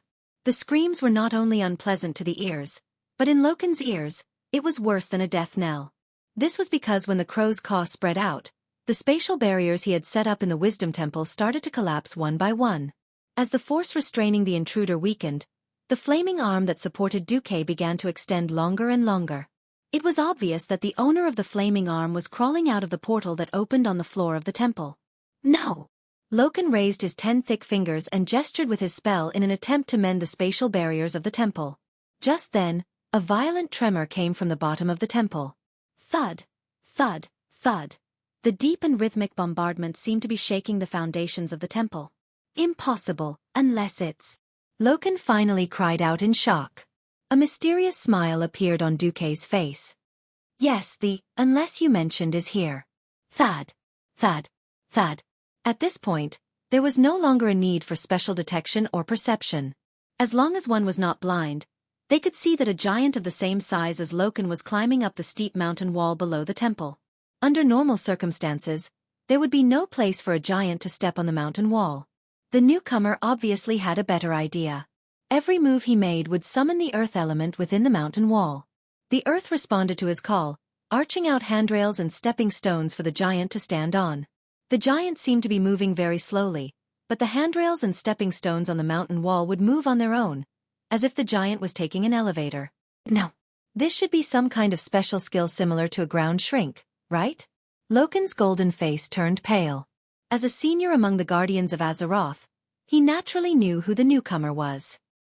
He finally squeezed out a name from between his teeth. Alcaphon. Around the temple, the cold wind howled. On the huge floating corridor that connected the Wisdom Temple and the Stone Hall, countless ice and snow were gathering. A giant that was 10 stories tall was forming out of thin air. Suddenly, thunder rumbled in the sky. A lightning giant appeared out of nowhere and began to descend slowly into the temple. No! Impossible! Who are you? How can you command the 4 guardians of Alcaphon? Loken was furious as he glared at the smiling Xueqi. At this moment, Xueqi was sitting on the shoulder of the fire giant that rose from the portal on the floor of the temple. That's right, the 4 guardians of the treasury. Alcaphon, Emeron, Corellon, and Turawan. Xueqi put away the Song of Light and Shadow, and raised his right index finger, shaking it in a smug manner. Stain! Stain! Stain! Stain! I only told the four guardians that Odor's guardian, Loken, had been corrupted by Yogg-Saron. He went against the Titan's orders and started to harm his comrades. Then I shared what I saw with them. At this point, the biggest secret of Alcafon's treasury was finally revealed. The four great guardians weren't guarding any equipment at all, but elements. As the four elements that formed the world, they had irreplaceable roles. The status of the four guardians was below Odor's guardian and the Pentashade guardian dragon. The four of them played a supporting role. They would provide the guardians with enough elements to support the operations of Odor and the dragon's slumber temple. But on the other hand, the four guardians of the treasury had similar duties as the guardians. If the laboratory left behind by the Titan collapsed, or if the guardian ancient god was in danger of breaking free, the four guardians had the same duty to eliminate the danger. Since it was proven that Loken had betrayed the Titan, there was nothing wrong with the four guardians jumping out to do their work. Of course, under normal circumstances, the four of them would never know what happened to Odor. After all, Loken had always been very secretive and beautiful. But Duque had tipped them off. Chapter 1598. Loken was still struggling. This struggle was destined to be hopeless and futile. Just like how he had tortured Tarim like a dog, he was now the one being tortured. What he had done before was, to put it bluntly, worthless. Loken, who was in charge of wisdom in Audubon, did not have a specific element. Being proficient in none meant that he was proficient in everything. Since he knew that Tarim, the king of storms, was coming for trouble, Loken only needed to remove all the wind elements in the temple first. Then, a guardian like Tarim, who only had one element, would be mostly useless and would only be left for him to torture. Loken could play this trick on Tarim, but he definitely could not do it in front of Duque. Duque was a rare demigod with multiple elements and attributes. Loken initially used the earth element, which was the opposite of the wind element, to fill the space in the temple. Duque's first move was to use Alcafon's earth element to attack Loken. However, the speed of the earth element was too slow, and the sneak attack was unsuccessful. Loken turned to counterattack with the fire element. An ordinary powerhouse might have been beaten to the ground by this counterattack. Duque was also well prepared. He switched to Corallon, the guardian of flames, on the spot. I have all four elements on my side. Loken, how do you want to die? Take your pick. When the four elemental guardians gathered in the Temple of Wisdom, and there was also a demigod who was good at spatial magic, no one was in a good mood. Duque stood tall with Corallon's support.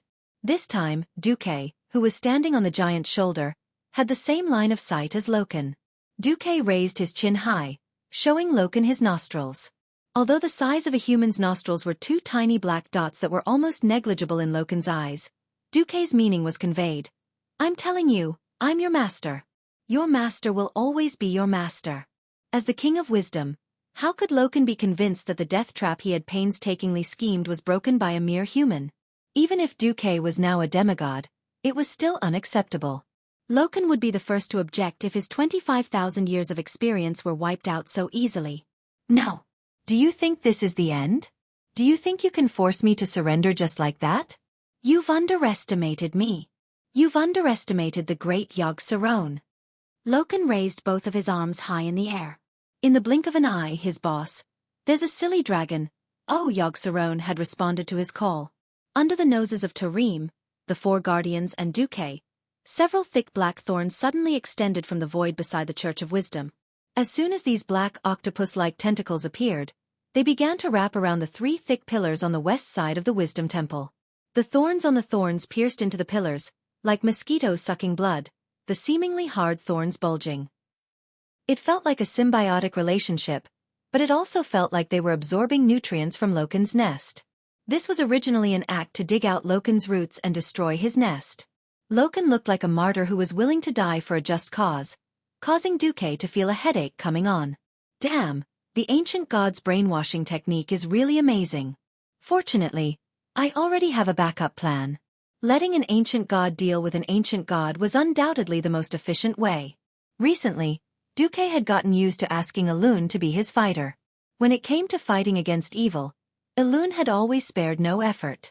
Chandri's meteorite fell from the sky and taught Yogg-Saron a lesson. Bang! There was an earth-shattering sound.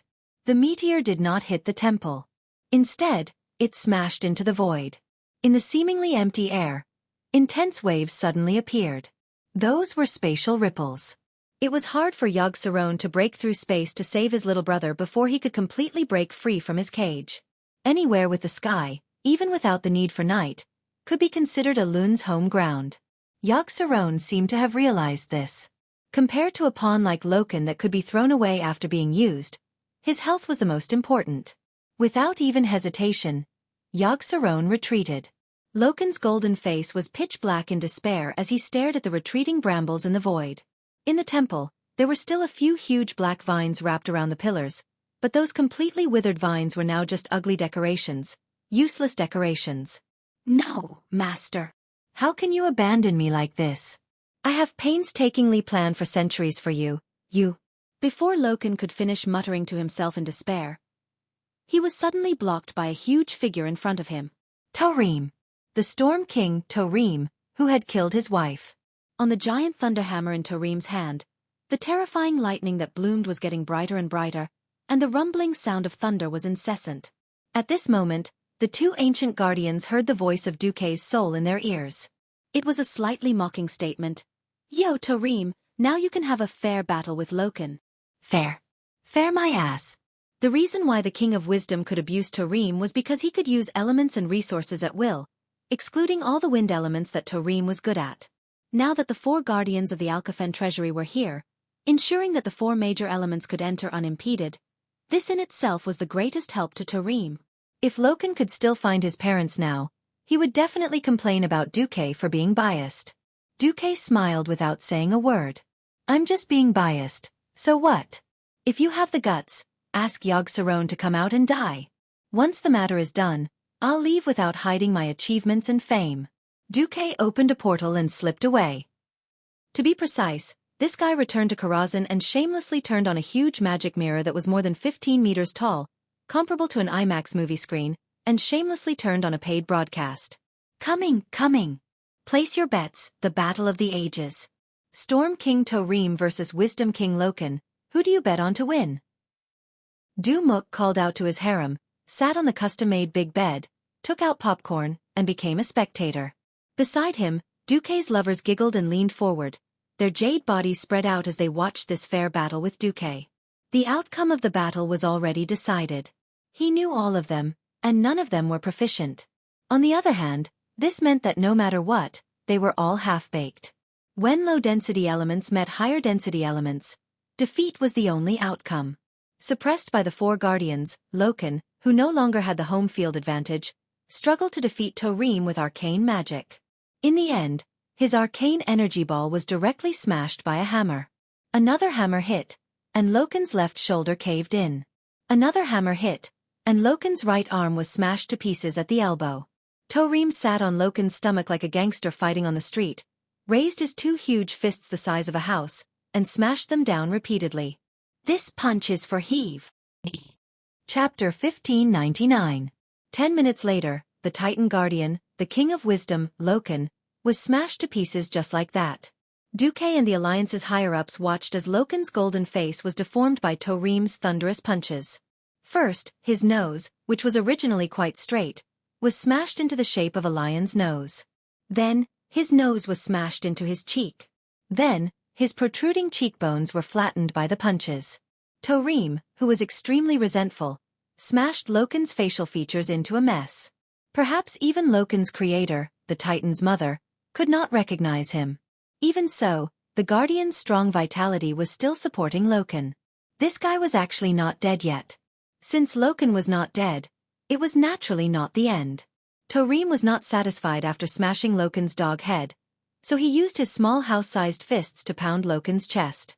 Boom, boom, boom. His huge fists smashed down, directly smashing Loken's high ground into a depression. When Duque yelled, "Small fists to pound Loken's chest," Duque's harem was in an uproar. Several people who were drinking spat out their drinks on the spot. Jaina, who accidentally splashed herself, was even more embarrassed and angry as she performed the official version of "small fists to pound Loken's chest." Naturally, this kind of flirtatious boxing was treated as a massage. Duque laughed out loud. However, It was easy to have a bad temper when playing with storms. Duque glanced at Queen Sylvanas, hugged her in his arms, and took a whiff. Yo, Sylvanas! We all play with storms and thunder, don't learn from him. Queen Sylvanas rolled her eyes at Duque. Then please take care of our feelings, don't die so easily. If you die, I will definitely treat my enemies more cruelly than Tarim. But... Queen Sylvie stretched out her fair arms and hugged Duke. She responded to Duke's demand with enthusiasm. For the sake of your loyalty, I will let you have your way with me. For the sake of your loyalty, I can give you a special option today. That's possible. Women are emotional creatures. When they saw that Duque had helped Tarim, allowing this righteous man to avenge his wife, they couldn't help but have a better impression of Duque. Those who were willing to mess around stayed, while the rest tactfully retreated. On the other side, Tarim had finally destroyed Loken completely. He panted heavily, and the strong light of lightning flowed out from his nostrils. Loken's filthy soul still wanted to escape, but with a single thought from Tarim, a bolt of lightning struck down from the sky, blasting Loken's soul into pieces. The King of Wisdom, Loken, no longer existed in this world. Duque, Elun, and the Sleeping Dragon Temple had no objections to Tarim's approach. Towards this kind of traitor who sold out his teammates and pushed his companions into the fire pit. No matter what he did, it was not too much to punish him. At first, Alexstrasza wanted to ask if she could interrogate Oder for his information. However, since both Tarim and Duque said that there was no need, then forget about it. Duque was the one leading the attack on Oder, and Tarim, the local guardian, was the one leading the way. Both of them said that it was fine. Naturally, there was no need to spend a lot of effort to search Loken's rotten soul. Searching one's soul was always accompanied by risks. No one knew what other abilities or tricks the ancient gods had up their sleeves. If they were careless and fell for it, it would be another Guardian-level powerhouse falling. They really couldn't afford to pay this price in the current situation. After everything was settled, Tarim looked at Mark Dooku, who appeared beside him, and frowned. You've gone back. In reality, Duque, who had already started the duel with Queen Sylvie and had just finished using armor break, and launched 999 consecutive backstab attacks, was obviously very busy, but through the puppet mark he said with a straight face, I just saved a batch of Titan runes for the current magic guardian dragon Maligos. I need time to sort them out. That. You've worked hard too.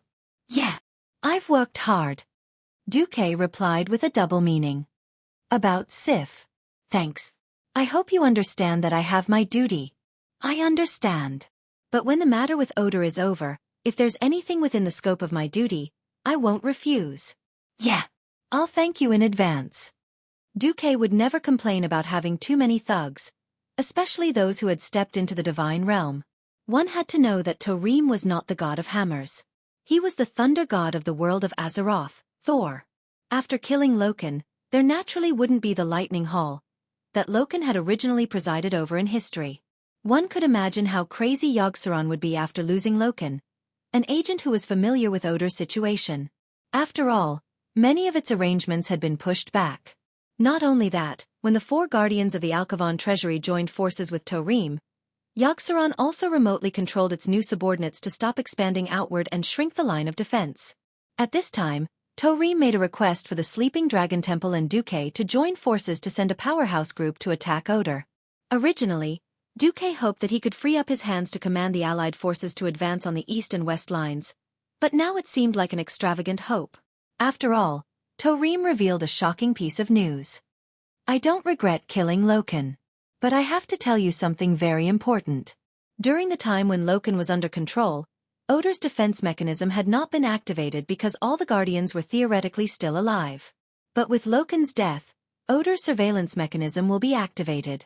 A Titan Guardian named Observer Orgaren will go to planet Azeroth to inspect after receiving news of Loken's destruction.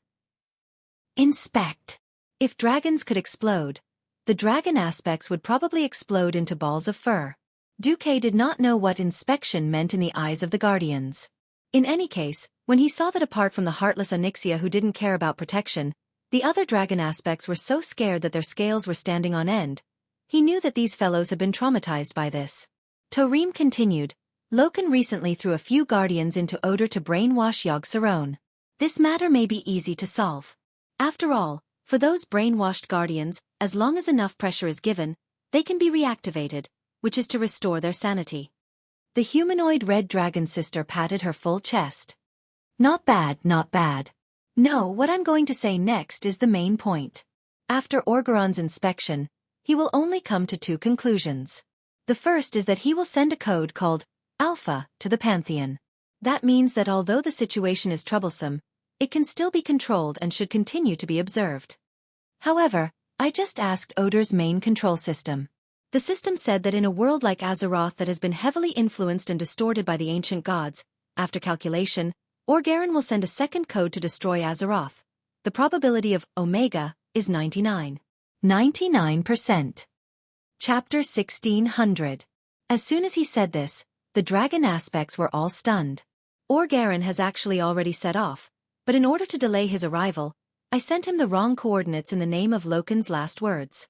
It's a hidden black hole, and even he won't be able to come out so easily. This way, he'll arrive at Azeroth a little later. Even so, I estimate that we can only buy about an extra month or so. The worst-case scenario is a week. When Orgeron comes out, he'll definitely realize that something is wrong. He'll retrieve the star map of the universe from 25,000 years ago and find the correct coordinates of Azeroth. Our task is very heavy. Not only do we have to attack Yogg-Saron as soon as possible and restore order in Otter, but we also have to stop Orgeron before the Omega destruction signal is transmitted. Otherwise, the Titan will come to Azeroth again and destroy all civilizations and creatures, including us incompetent guardians. This time, no one was optimistic. No one doubted the power of the Titan of the Pantheon. As the creator of the Guardians and Dragon aspects, when the Titan created them, not only did he imprint absolute obedience in their souls, but he also hid a self-destruction code or something. To destroy them, it would only take a single thought. Even if they fell like Loken and had their self-destruction code removed by the ancient gods, it would be useless. The combat power of the Titan was absolute. Didn't they see how happy the ancient gods of Azeroth were back then? Didn't the Titan get beaten like dogs when they arrived? As soon as Torim said this, the atmosphere became gloomy and gloomy. The dragon aspects looked at each other and suddenly realized that they could only rely on the power of mortals this time. Nozdormu and Isra had to watch over their respective territories. They could leave for a short period of time, but they couldn't fight for a long time. Alexstrasza and her Red Dragon army were essentially fighting against Artha's Scourge army and couldn't leave. Of course, it could be said that she was helping the Alliance fight against the Scourge army. The problem was that Arthas was causing trouble, and the first to suffer was the Dragonbone Waste where the dragon race's nest was located. Although they had a grudge with the Second Fool before, the Alliance came to help from across the ocean. If the Alliance really went back on their word, the first to suffer would be Dragon Sleep God Palace. Kalegos. Alright then, although he was announced as the new Blue Dragon King and a magic guardian dragon, no one had high hopes for his combat strength. Then, Onyxia will follow you to Orger. Speaking of which, the Dragon Slumber Holy Temple had sent out a whole big circle, and it was still Onyxia who the F***ck she was. The Black Dragon Princess was sent by Duque to help the Dragon Slumber Shrine. In the end, the Red Dragon sister was embarrassed. Duque, the Sleeping Dragon Temple owes you another favor. When the time comes, we won't go back on our words. Duque chuckled at Big Sis Red Dragon's words. Treat it as a fart. What a joke. Forget it. If I hadn't saved you back then, you would still be working like a slave for the beast men. Duque didn't say anything. That was what his eyes said, and the Red Dragon sister really understood what he meant. She whimpered like a small animal. The two veteran dragon aspects rolled their eyes at the same time. You're a disgrace to us dragons. Things were basically settled like that. Duque returned to the Alliance and made arrangements at the Throne Conference. The Western Front would be guarded by Muradin and Kurdran, and the Eastern Front would be guarded by William's team of 3. Apart from that, almost all the Alliance's powerhouses would be transferred to attack Orger. Magni loudly muttered, "All right. Dragons, Titan Guardians, Ancient Gods, Lich Kings, almost all the troublemakers that can be imagined have come to Northrend. The Alliance might as well change its name to Salvation Alliance." William spread his hands. "When have we not saved the world?" The radiant Queen Sylvanas lightly tapped the table with her knuckles. "Rejoice, at least there's no burning legion at this time." Queen Sylvanas' words made sense, and the Dwarf King could only shrug and raise the wine glass in his hand. "All right, let's toast to kill Jaden, whose butt was stuck in the sun while Portalin died." Very naturally, only the group of rowdy dwarves raised their glasses with him, and the other leaders just smiled. No matter how anxious they were, the necessary preparations still had to be done. Because of Loken's early death, the entire defense system of Orger had been activated without Yogg-Saron even needing to stir up trouble. Before entering the core area of Orger, they had to pass through the city wall area. Although Duque himself knew what was inside, he didn't have the excuse of being a spy of the Burning Legion this time, so he couldn't lie and say that he knew all the secrets of the Titans. Hence, with the explanation of the new guide Torim, the Alliance knew what was in the city wall area. First was the absolute forbidden spell formation. To be precise, it was the Titan runic spell formation that prohibited flying objects. Anything that was more than 100 meters above the ground would be instantly destroyed by the spell formation. This eliminated the possibility of using the flying battleships to flatten the area. Secondly, before seeing the first boss at the door, the blazing behemoth, they had to fight a medium-sized local battle. This was because from the moment they entered the door, thousands of guards would rush out to meet the invaders like Duque. From the cast steel defender, which was the size of a human and looked like a dwarf made of steel, but was actually powered by low-level Titan runes, to the rune-etched statue, which was a 2-story tall iron rail puppet, to the mechanical gnome battle tank, which looked like a spider, and to the messy mechanical attack plane 54A, that looked like a helicopter. Anyway, there was a bunch of lifeless mechanical guards that had enough energy to almost perpetual motion blocking the way.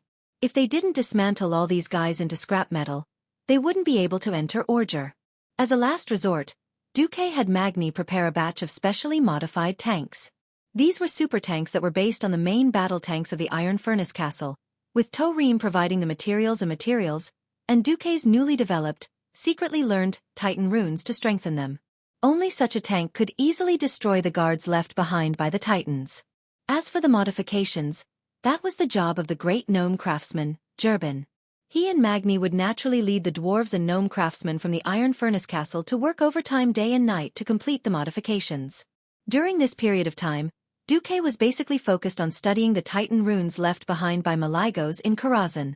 Suddenly, one night, there was a knock on the door. After sensing for a while, Duque said, "Come in." It was Onyxia who came in. Unexpectedly, Onyxia came in wearing a Christmas princess outfit. Ha! Cosplayer. Chapter 1601. Duque was dumbfounded. Damn, there was still a long time before Christmas. The black dragon who had transformed into Countess Katrana was practically fully armed, a red victorious battlesuit, suspenders, and a red and white Christmas hat. As long as Santa Claus was male, he wouldn't be able to resist. "What are you doing, princess?" Duke was never one to reject his family's sugar-coated bullets or sugar-coated bombs. After Duque's godly sword went through a simple explanation of the dragon's lair, this silly female dragon finally revealed the truth of the matter. She consciously lowered her posture and forced an awkward smile onto her face. "Will we be punished by the Titans?" Duque laughed so hard that his 8-pack abs could be seen. After all this time, it turned out that this female dragon was still afraid of death. Duque pressed the dragon's head down. "Don't talk, savor it carefully." Onyxia rolled her eyes at Duque, but still did as she was told. Only when he was comfortable as the host was he willing to reveal some useful information. According to Valen's testimony, 25,000 years ago, Sargeras, a member of the Titans, betrayed the Pantheon and dealt a heavy blow to the Pantheon. Then, he roped in the 2 giants of Eridar, killed Jaden and Archimonde. Only then did the Burning Crusade begin. Thousands of planets fell and turned into a sea of fire. Onyxia listened quietly, not slacking off in her work. There's no doubt that the Titans are powerful. Even after 25,000 years, the protective spell formation left by the Titans is still protecting Azeroth from the Burning Legion's direct attacks. Then let's make a hypothesis.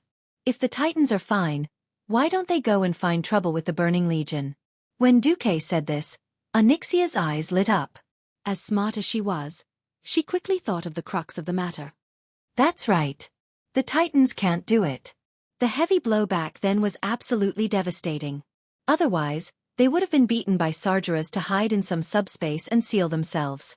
In any case, they would definitely be in a state of immobility. Otherwise, the Burning Legion wouldn't be so unscrupulous. Onyxia's eyes lit up, and then dimmed again. Hee. Don't worry too much. The Titan's disappearance wasn't necessarily a good thing, nor was it a bad thing. As the strongest race in the universe, even if the Titans died, it was impossible for them to be completely wiped out. Think about it, the creations they left behind were still functioning normally after 25,000 years. Wasn't that proof of their greatness? If the Burning Legion really revives once more, then the Titans will definitely stand against the Legion in a certain way at a critical moment. Xueqi gently caressed the back of Onyxia's neck. For dragons, even in human form, that was undoubtedly where their reverse scale was. But for a dragon who had lost her will and only wanted to seek refuge, at this moment, it was just a proof of her loyalty to Duke and tame him. As she breathed, Onyxia let out a sound similar to that of a satisfied cat. Xueqi encouraged her, "Don't worry too much. Just based on my achievement of sending Sargeras's soul into the bottomless abyss, even if the Titans were to jump out again, they would only reward me and not blame me. A planet is no different from a pebble on the roadside to the Titans. As long as I can deal with Sargeras, I can ask them for the entire planet Azeroth as my possession. It's just a matter of a word. So, Onyxia, you're destined to be my possession." Being declared so domineeringly that she was his possession, Onyxia wasn't angry. Instead, her whole body trembled, and an expression of joy appeared on her face. Xueqi took the opportunity to move his sword directly with his mind, and released a continuous stream of arcane impact with the divine sword. He almost made Onyxia roll her eyes. Well, damn it, why can't I look directly at the words Dragonmaw clan in the future? Speaking of which, Xueqi's words were actually 70% true and 30% false. As a transmigrator, how could he not know that the Titans had already typed GG in the battle with Sargeras 25,000 years ago while cursing at Sargeras' entire family? But a creation Titan was a creation Titan. You're still a creation Titan after 25,000 years. Since a half-baked demigod like Xueqi had the theoretical possibility of unlimited resurrection, how could the Titans not have a way out? The Titans did die, but that was in the physical sense. The problem was that their souls were still there. Apart from being unable to jump out and fight Sargeras head-on, the Titans' magical powers were still beyond the reach of the natives of Azeroth. That was why in the original battle with the Burning Legion in history, the Titans in their soul form jumped out to play the god weapon distribution, in order to maximize the strengthening of the people of Azeroth and fight against the Legion. Naturally, Xueqi wouldn't reveal too much about what happened in history. In any case, it was enough for Onyxia to understand that only by following him could Xueqi have a way out. To control this fellow who had a lot of ideas, it was necessary to stimulate him from time to time and maintain a sense of urgency. Perhaps this was the so-called way of dragon mastery. A week was a necessary time to attack Otter. It couldn't be helped. In addition to a large number of guards, there was also a strange restriction in the city wall area of Otter. It was something similar to planet Azeroth's protective array formation, except that it prohibited demigods and above from entering through the front door. It was the same teleportation portal that led to Otter's independent space. Existences below demigod level would be sent to the city wall area, while powerhouses above demigod level would be directly sent to the Guardian Temple area. Why can't we directly break into the Guardian Temple area with demigod level combat power? Torim, don't you have a shortcut to the inside? Xueqi had asked such a question before. Torim replied, "Yes, but that way, we won't be able to save the rest of the Guardians. Loken's death has already alarmed Yogg-Saron. According to his habits, when we enter, we will probably be directly teleported to the Stairway of Madness where Yogg-Saron is. At that time, we will face the siege of Yogg-Saron and his direct subordinates, as well as the three Guardians. On the contrary, if it's a powerhouse in the realm of ordinary heroes attacking, Yogg-Saron will ignore it and let Otter's defense system operate?" Torim said with certainty. "Yes, so the best time for us to join the battle is to wait until the mortal powerhouses defeat my colleagues and restore them to normal." Xueqi rubbed his eyebrows. After fighting for so long, he finally felt a little lonely at the top. King against king, general against general. It was not good for Xueqi to participate in low-level battles.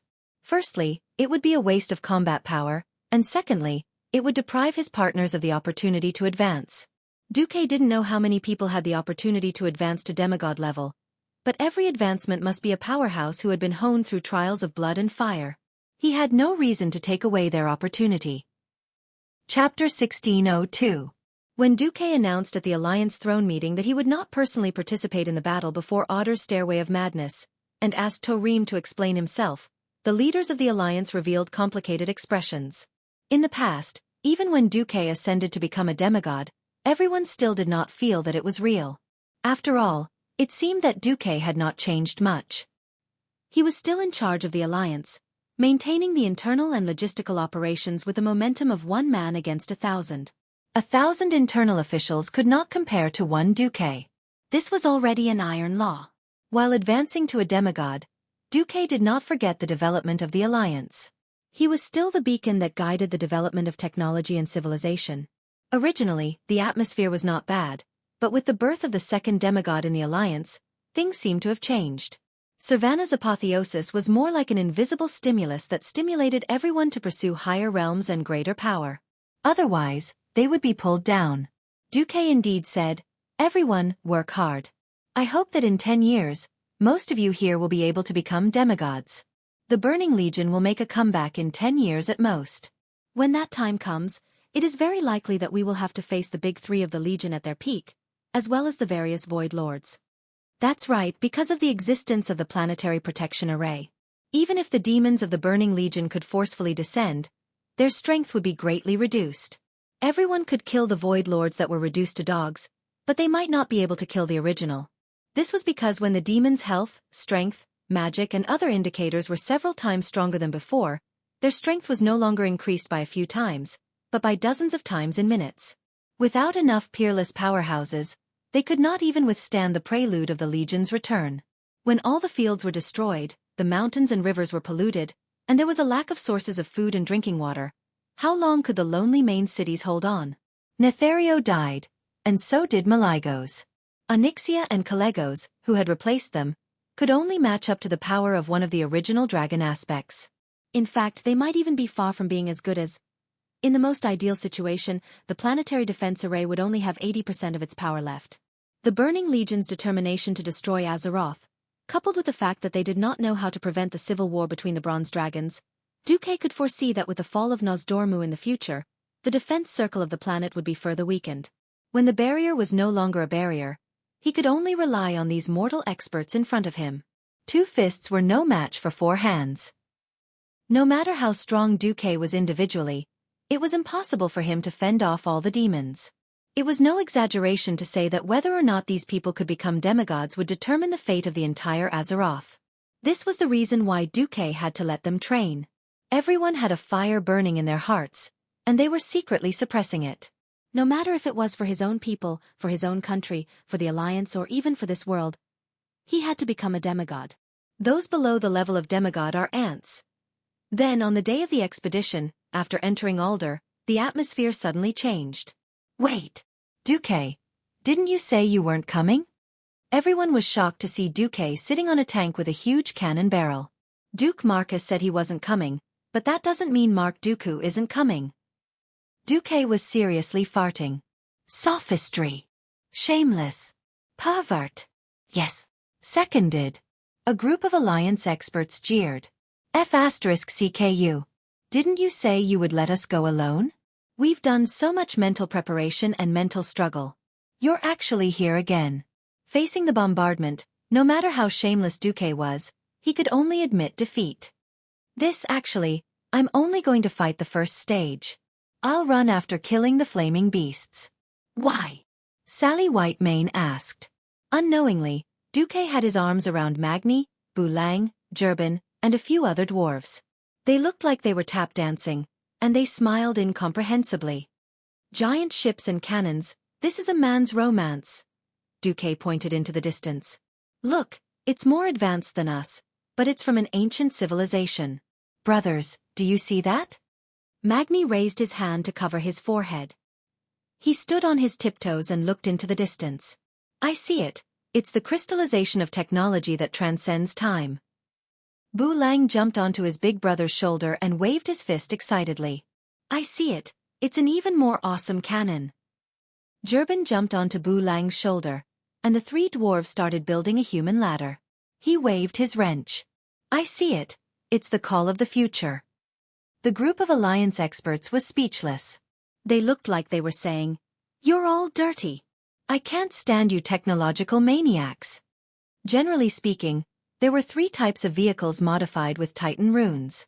The first was the mammoth tank, which focused on defense. Not only did it have 3 layers of armor, but it also used the wreckage of the Burning Legion's interstellar battleship floating in the Azeroth Void battlefield. They broke off the relatively intact armor and had the help of the dragons. It took them a long time to cut it out. It was equipped with 4 105mm howitzers with various beginner-level Titan rune shells. A round of shots would definitely make the enemy wish they were dead. The second type was the Katyusha self-propelled rocket launcher, which focused on long-range firepower. Other than the insane pseudo-missile system, there was also a human cannon, which was specially used to knock people out, to deal with the boss flame behemoth. The third type was the Harley motorcycle that Xueqi and the other dwarves were riding. Xueqi, who had transformed into Mark Dooku, stretched out his right middle finger and pushed against the large sunglasses in front of his eyes. He said in a low voice, "Does everyone know the rules?" "Humph. Where were you when I won the Lockermodden Snow Rally 36 times in a row?" Magni also stretched out his short middle finger and pushed against his goggles. "Humph humph. Let me, Dan Morrow's racing god, show you what real racing skills are." Bu Lang twisted the motorcycle's accelerator. With the brakes locked, the rear wheel gave off a puff of white smoke from the friction with the ground. "Hee hee. Just in time to use my Kill You 3000 wheel supercharging system. Don't forget to see my taillights." The dwarf craftsman Jurban stretched out his short legs and stepped on the custom-made accelerator. The 4 of them were completely in the zone, full of energy. "In 5 rounds, the one who pulls back the most number of guardians will be the winner," Xueqi said loudly. "The winner will receive the title Mount Akina's racing god," Magni said. "The loser will leave behind the emblem. Those who don't pull enough guardians, fall off the bike, or get their bikes destroyed will be considered losers," Bulang said. "By the way, what kind of place is Mount Akina?" Jurban asked. Chapter 1603. Motorcycles. Although the Alliance had begun to study the lightning of diesel engines, the progress in engineering wasn't that simple. Xueqi had the system elf to help him memorize those distant memories, but he hadn't studied mechanical engineering before he transmigrated, so he only knew the general idea of many things and didn't know the details. Most of the time, the modification of a nut or a transmission shaft was a complete redesign. It was like a simpler bicycle. On Earth, the world's first bicycle was made of wood by the Frenchman Chirac in 1790. It wasn't until Xueqi transmigrated and experienced more than 200 years of history that he finally had a plan. There were bicycles with big and small wheels, wheelbarrows that pulled people on acrobatic roads without looking back, and everything else. Because the dwarves and gnome craftsmen had such amazing ideas, Xueqi had to follow history and change the motorcycle to something similar to the original design in history. However, it looked more like Arnold Schwarzenegger's Harley-Davidson motorcycle, Fat Boy, in the movie Terminator 2. It looked like a diesel car on the surface, but it was full of Titan technology inside. Because it didn't burn diesel, there was only a miniature Titan rune power array in the entire cylinder. 36 of the smallest Titan runes formed a structure that was almost perpetual. It would automatically absorb any basic elements around it, such as earth, water, fire, and wind as energy to replenish the power inside. Unfortunately, the energy absorbed was only enough for the motorcycle to crawl at a speed of 20 kilometers per hour. If he really wanted to perform fast and furious, he had to use up the stored energy. Because the element pool of this new motorcycle was very small and limited by the level of material science, the time it could reach 80 kilometers per hour was very short. To put it simply, 8 hours of charging, 5 minutes of acting cool. If the energy supply of the rifle mounted on the back of the motorcycle was taken into account, the time was even shorter. It could only be maintained for about 3 minutes while firing, and then it could only return to 20 kilometers per hour. Xueqi had his own ideas. He wanted to install a fully automatic ammunition chain and then synchronize it with magic so that the rifle would turn wherever the motorcycle's helmet turned. Unfortunately, at the moment when automatic rifles hadn't been developed, Xueqi could only extravagantly create a Titan ray rifle that didn't need ammunition by using the energy of the Titan runes as ammunition, like magic cannons. The price he had to pay was naturally a reduction in his racing time. Of course, the sneaky Xueqi wasn't willing to see the performance of the vehicles, including the motorcycles, drop so much. He installed external energy ports on Fat Boy's motorcycle, Katyusha rocket launcher, and Mammoth tank. In theory, as long as a high-purity Titan energy crystal was inserted into the interface, the vehicle could be charged immediately, providing extreme power for a longer period of time. Alright, after talking for so long, why didn't the hero team just sweep over? My dear Mr. Gavin Rad has seen this in blood and tears. Although every guard in Oder city wall area did not have the offensive power to destroy the world, their skin was thick enough to give any hero a headache at the current stage. That was not what was more desperate. While the vehicles were being prepared, Gavin Rad, who didn't believe in superstition, took advantage of his thick skin and thick flesh and started farming with his wind sword. In the end, a funny thing happened. After 3 hours of hard work, he carried more than a dozen iron dwarf-like, cast steel defenders, and finally dismantled them into scrap metal, the cast steel defenders, that he had spent a lot of effort. A metal door in the distance opened, and a dozen identical iron dwarfs ran out to replace their original positions. Gavin Rad's body immediately bent forward in frustration, and he fell into a miraculous state with an ORZ posture that was similar to a dog crying. That's right, the entire Oder city wall area was a defensive zone with a fully automated guard production factory. Any battle damage would be replaced by the main control computer of the defensive zone within a certain period of time.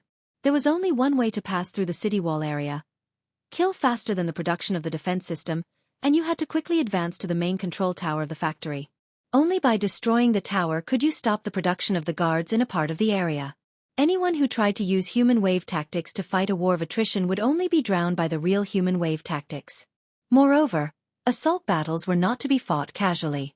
To put it bluntly, the only thing that could really restrain those guards was the energy weapons forged with Titan runes. Let's go, let's go. The 4 veteran drivers took the lead on their motorcycles, shaking off the slow mammoth tanks and Katyusha rocket launchers 9 streets behind them. Since Oder itself had a large number of automatic attack vehicles, the entire area in front of the city wall area was paved with extremely flat super hard bricks. It was practically a holy ground for motorcycles.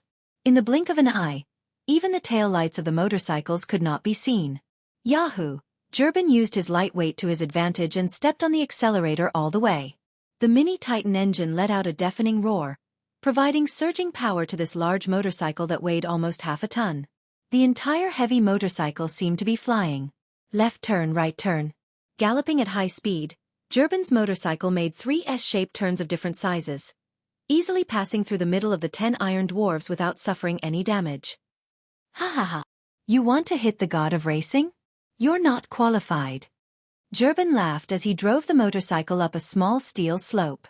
To be honest, he really enjoyed the feeling of riding on the clouds. However, he was just a little bit away from his extreme joy turning to sorrow. Right in front of him, next to a seemingly abandoned iron tower, a huge iron golem that was 2.5 stories tall suddenly appeared. This was called Etched Rune Golem, and it was a classic siege weapon. It raised its huge palm and slapped through the air. Ah, for a moment, Gerben almost peed his pants. If he hadn't activated a privately installed ejector at the last moment, his height would have dropped from 1 meter to less than 10 centimeters. Yep, he almost turned into minced meat. The few motorcycles that pretended to be pretentious received varying degrees of welcome from the guards. Magni was chased by a mechanical gnome battle tank. The mechanical gnome gripped the control stick tightly and fired a series of machine guns at Magni. If Magni hadn't cheated by turning the Balrog hammer into a huge flame shield that blocked the area near the taillights, his motorcycle would have been blown to smithereens. Bulang was even more amazing. He had the ability to drive the motorcycle while using a Santos famous hunting rifle that dropped from the sun well to fight the mechanical attack plane 54A that looked like a helicopter in the sky. Among the few pretentious criminals, the most arrogant one was, of course, Duque. Relying on his familiarity with the terrain, Duque drove the motorcycle in a zigzag pattern and directly pulled over. More than 1,000 guards over. Chapter 1604. Snakeskin movement sounded simple. It was just an S-shaped movement to avoid the attacks. In reality, it was not so easy to deal with the Titan guards with a precise calculation system. Different levels of calculation methods were destined to have different responses. The Titan guards here were cheating in the eyes of mortals. It was like playing rock, paper, scissors. The opponent would always be 0.1 second slower than you. By the time you finished, you could no longer change, and the opponent would be the one who countered you. Snakeskin movement was the same here. Many people thought that simple movement could disturb the guards, But it was not so. Without a truly random movement, there was no way to fool the Titan guards. The randomness of the human brain would often unintentionally hide one's habits. For example, leaning 10 degrees to the left for 2 seconds, and leaning 10 degrees to the right for 2 seconds. When the Titan guards figured out the pattern, they would probably be able to give the poor guy a song. Therefore, Xueqi discussed with the system elf and came up with the strongest anti-trap snakeskin movement system. It was the same dodging, but the other 3 guys would be shot if they dodged a few times. Although the motorcycle came with the Alliance's latest reactive armor and a magic shield that could be activated by activating the Titan rune system, it was still a motorcycle. After all, it could not be as big as the mammoth tank. In terms of protection, it was only a fraction of the mammoth tanks. After a few rounds of fierce attacks from the other party, even the most reckless Magni had no choice but to pull the few monsters back obediently. What about Xueqi? Damn it! Why can't those monsters hit you? Magni, who was also on his way back, saw Xueqi's performance, and his eyes almost popped out. Magni was really upset. Why did those brainless mechanical guards hit him? Apart from the first 2 or 3 shots, they were getting more and more accurate. In the end, almost all of them were sharpshooters, and he had to run like a rat. On Xueqi's side, he didn't feel that Xueqi was doing anything special. In any case, all the Titan guards seemed to have learned how to shoot. When Xueqi dodged to the left, they shot to the right. When Xueqi dodged to the right, they shot to the left. They circled around Xueqi's motorcycle and didn't hit a single one. If he had this kind of treatment, he dared to say that he could pull 10,000 monsters back. Xueqi smiled. Magni, your dodging is too formulaic. Even I can tell that you like to swing 15 degrees to the left for 3 seconds, then turn 10 degrees to the right for 2 seconds, then swing left for 2.5 seconds, and finally turn right for 4 seconds. What Xueqi said was the trajectory calculated by the system elf, so of course it wouldn't be wrong. Magni looked as if he had eaten a bunch of dead flies on the spot. His mouth was wide open, and he couldn't say anything for a long time. This guy didn't believe it. He decisively slowed down and went to lure another wave of people. This time, he deliberately changed his habits. In the first 10 seconds, the guards were indeed unable to hit him. Unfortunately, it didn't take long for him to hit his target with every shot, causing his motorcycle to smoke. The King of Ironforge was so frightened that he croaked. "What's wrong this time?" Shorty King looked like he was about to cry. He increased his speed and caught up with Xueqi to ask. This time, it's a fixed habit again after 20 seconds. "Are you?"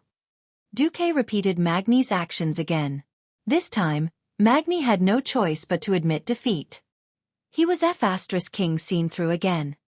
"Then how can I be like you and achieve full evasion?" First you have to have a system elf."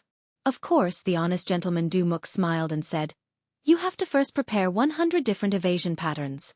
You have to change one every 10 seconds. Only then will you be able to survive the 5 minutes safely." F*CK.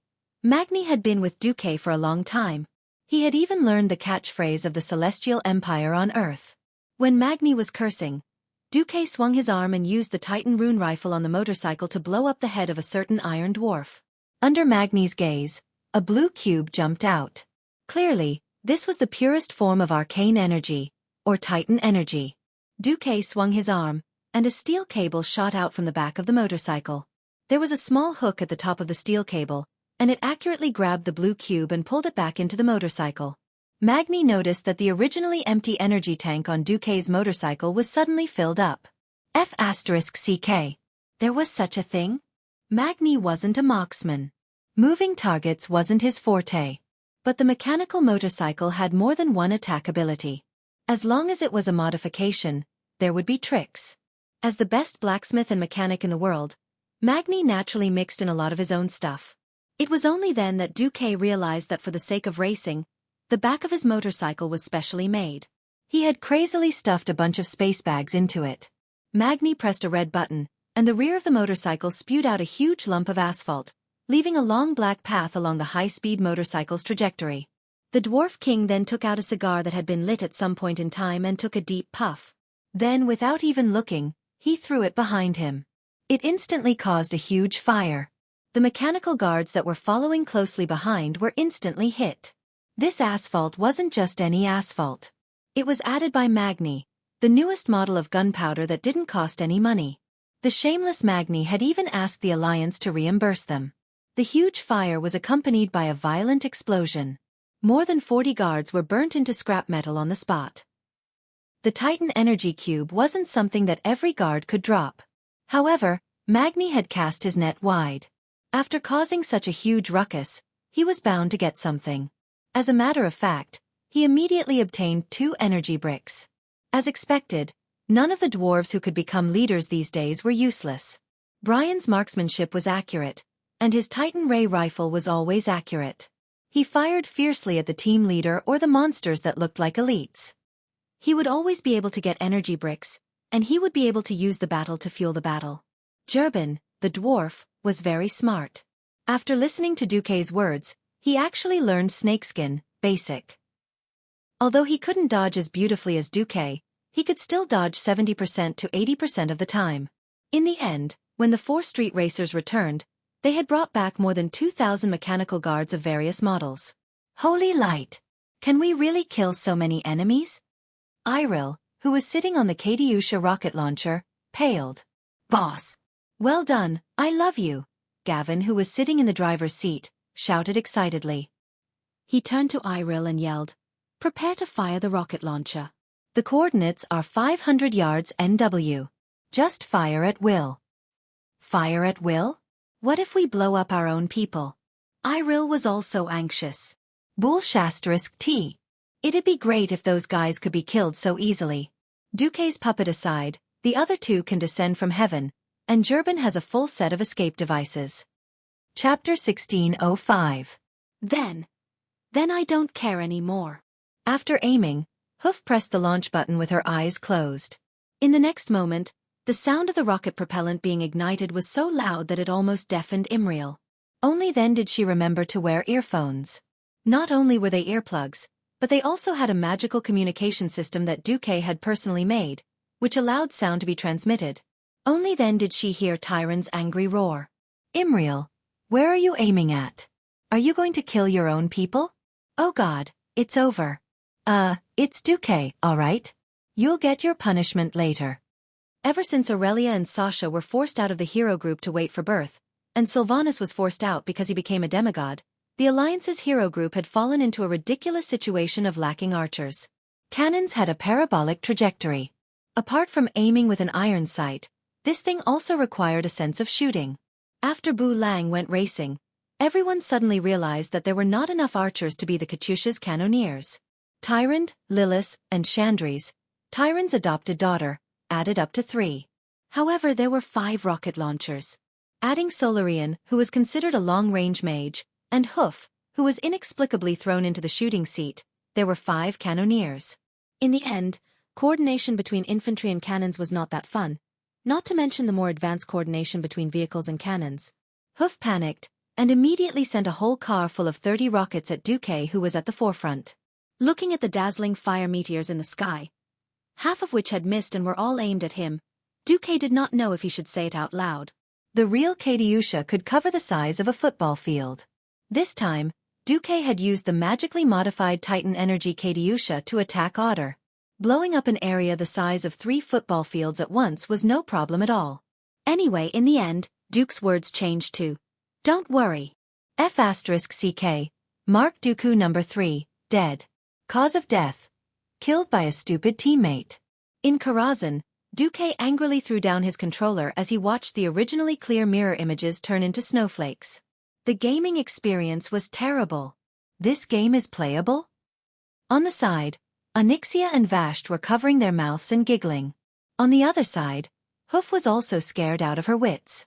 Listening to the various sounds coming from the earpiece, her face was as white as a sheet. What the hell? Why are you bombing Duque? Theon's voice rang out. Duque's substitute has been killed. The shameless Bu Lang was the first to let out a surprised voice. Really? There was a clear hint of excitement in Magni's voice. Really? This time, the title of Mount Akina's racing god is in suspense again. Jurbin yelled excitedly. What followed was a series of pecks between chickens. When Duque controlled Mark Dooku no. For to rush back to the scene, They had already destroyed the first Guardian factory, and there wouldn't be any more iron dwarfs surging out for the time being. What Duke saw was a miserable-looking hoof who kept saying, "I'm sorry," and a cocky Magni who opened his palm and asked Duke for the car emblem. "Give me the car logo, Duque. You can't go back on your word. We agreed beforehand that being killed counts as a loss." Looking at this smug rookie dwarf racer, Duque rolled his eyes and pointed at the debris that had been blown up by Hoof. "There, the car logo is over there. Look for it yourself." "Oh no." Magni instantly felt bored with the title of Mount Akina's racing god that he had picked up by sheer luck. Duque shrugged, then went over to touch Hoof's head. "Don't take it to heart. Just be more careful next time." But, Hoof was so upset that he was about to cry. "I'm really fine. In the end, it's the fault of a certain fellow who's good at long-range attacks and went racing." With that, Duque's gaze turned sharp as he swept his gaze across the room. A certain Bronzebeard family's third son immediately shrunk his neck, then shifted his short legs and sat on Hoof's previous seat. Imriel's eyes were still brimming with tears. "To be honest, Flaming Beast itself isn't worth my time. But Odor's first son was a very meaningful battle for the Alliance. I hope every leader of the Alliance can experience this personally." When Duque said this, the whole place quieted down. Then, Duque began to explain the significance of this battle. 25,000 years ago, the Titans of the Pantheon had to deal with the demons that came from the twisting void to maintain the peace of the universe. It was a never-ending war. Other than the extremely powerful demons, there were also countless low-level demons running around. The Pantheon had to send out their strongest battle titan, Sargeras, to deal with those powerful demons. But how did those low-level demons deal with them? With that, everyone followed Duque's gaze and looked at the Titan guards that had been reduced to rubble. "If we can obtain the defense system left behind by the Titans, we can use the endless mechanical guards as the first line of defense to protect Azeroth. Of course, this is something to be happy about. But we have to prepare for the worst. We might not be able to obtain any advanced technology directly from Odor. That's not important. What's important is that as the strongest in the Alliance, as the leaders of the Alliance, we must first have a broad vision and know what the future war will be like. The population of our races is limited. If we want to train a swordsman, even if we train him from a young age, it will take at least 16 years to train a barely qualified swordsman. But he might not even last a minute on the battlefield before being killed by a powerful demon that can resurrect. Life is limited. Using a limited life to fight against an unlimited number of enemies. This kind of thinking is wrong. We should cherish the lives of our soldiers more. So, I hope that everyone can develop a newer, more forward-looking thinking about war. Of course, we have to continue to train traditional professionals. This is the foundation for us to fight against the strongest of the Burning Legion. But for those ordinary people who don't have the talent to be professionals, we have to teach them new forms of war. For example, high-energy rifles, the Titan cannons we saw today, and the interstellar battleships we may seize in the future. When Duque said this, everyone was already deep in thought. We are the leaders of the Alliance, and also the helmsmen of the advancement of the various races and countries. If our thinking is rigid and refuses to accept new things, then the destruction of Azeroth will enter the countdown. So, we have to take advantage of this rare opportunity to see more, listen more, and think more. I hope that after we defeat Yogg-Saron, we can see everyone with a new way of thinking and outlook.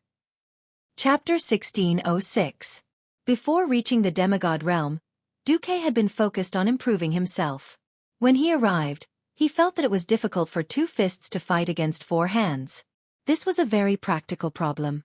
When the planet Azeroth's protective spell formation was still in place, he organized the defense of a dark portal, and at most, Karazhan, the Sunwell and the Dalajan. Apart from these few places, there were no other places on the planet where demons could descend on a large scale. However, when the planet's protective spell formation collapsed, it would be a basket full of holes. Patching it up would be a joke. Unless a brand new cover was built to cover the entire Azeroth. Duque knew that was impossible. Sargeras would eventually return from the abyss. At that time, if he didn't fail, the war with the Burning Legion would never end. One day, the creatures of Azeroth would use up their last drop of blood, and the destruction of planet Azeroth would mark the end. It was unimaginable how big a Titan was at its peak. Duque only knew that Sargeras was huge. During the Ancient War, Sargeras had desperately shrunk himself, trying to find a way to pass through the portal.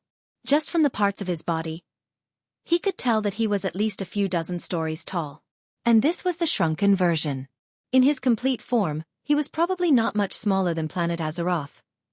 Even if Xueqi became a true god, it probably wouldn't be enough to fight such an opponent. Xueqi didn't know what realm was above the true god. He only knew that the few ancient gods, as well as the fire demon king Ragnaros and the other elemental lords, had all been crushed by the Pantheon army led by Sargeras and rubbed against the ground. In the end, purely for the sake of Xing Hun, they weren't really killed. After transmigrating to Azeroth, Xueqi was enlightened. Anyway, this world was the same as the game and history he was familiar with. If one person couldn't beat an elite monster, they would find 2 companions, and the 3 of them would kill it together. A small boss would find a team of 5 to kill it. A big boss would be killed by a team of 15 or 20 people. If they couldn't even deal with the final boss, they would send a 40-man team to kill it. If an ordinary powerhouse couldn't do it, he would send a hero. If a hero couldn't do it, he would send a demigod. If one race didn't have enough people, then they would add a few more races. If the alliance wasn't enough, then they would add the horde. If that wasn't enough, then they would recruit people from all over the universe. They would definitely be able to find top-notch experts to fight against the Burning Legion. In addition, Xueqi was crazily using his advanced technology to wipe out the Burning Legion's advantage in numbers. With such a quantitative and qualitative change, would Sargeras die or not? Of course, the prerequisite for all of this was that the leaders of the Alliance didn't court death. Although Xueqi was the helmsman, for the ship to sail smoothly, it still needed the cooperation of many people. The more advanced technology was, the more leaders needed to be open-minded and realistic at the same time. Fortunately, apart from Theon and Gavin Rad, who were in their 50s, the other leaders in the Alliance were either very young, or monsters who weren't very old or wouldn't age. The dwarves, elves and Draenei were all long-lived, while Dumak, Jaina, Kalia, and Alucia were all cheats. Xueqi planned that when the time was right, he would ask the great hoodwinker Valen to come out and trick Theon into eternal life in the name of the Master of Holy Light. The Empress Dowager, who had more than 40 years of combat experience but only had the body of an 18-year-old, was intoxicating. With a smile on his face, Xueqi watched the performance of the leaders of the Alliance. Wow, this anti-air cannon is so powerful. Ever since Bulang was captured and brought back to fight Katiusha, Hoof had been thrown onto another mammoth tank to take charge of the anti-air cannon. The advanced technology left behind by the Titans was definitely beyond imagination. Hoof had seen the grappling hook attached to the mammoth tank fly out and grab a broken statue puppet. It pulled it directly into a burning furnace at the back of the tank. After a series of rumbling sounds, a large amount of psychedelic liquid flowed out and was injected into the tank's spare parts. When needed, Iril only had to press a button, and the Titan runic circle engraved in the inner space of the tank would emit a mysterious blue glow. Then, the hallucinogenic liquid would be injected into the anti-air rocket's rack, and it would form a rocket by itself. It was said that it was called sulfur. Once fired, it would shoot forward at a high speed with a range of 1,000 yards. Anything it hit would explode on the spot, and everything within a 10-yard radius would be affected.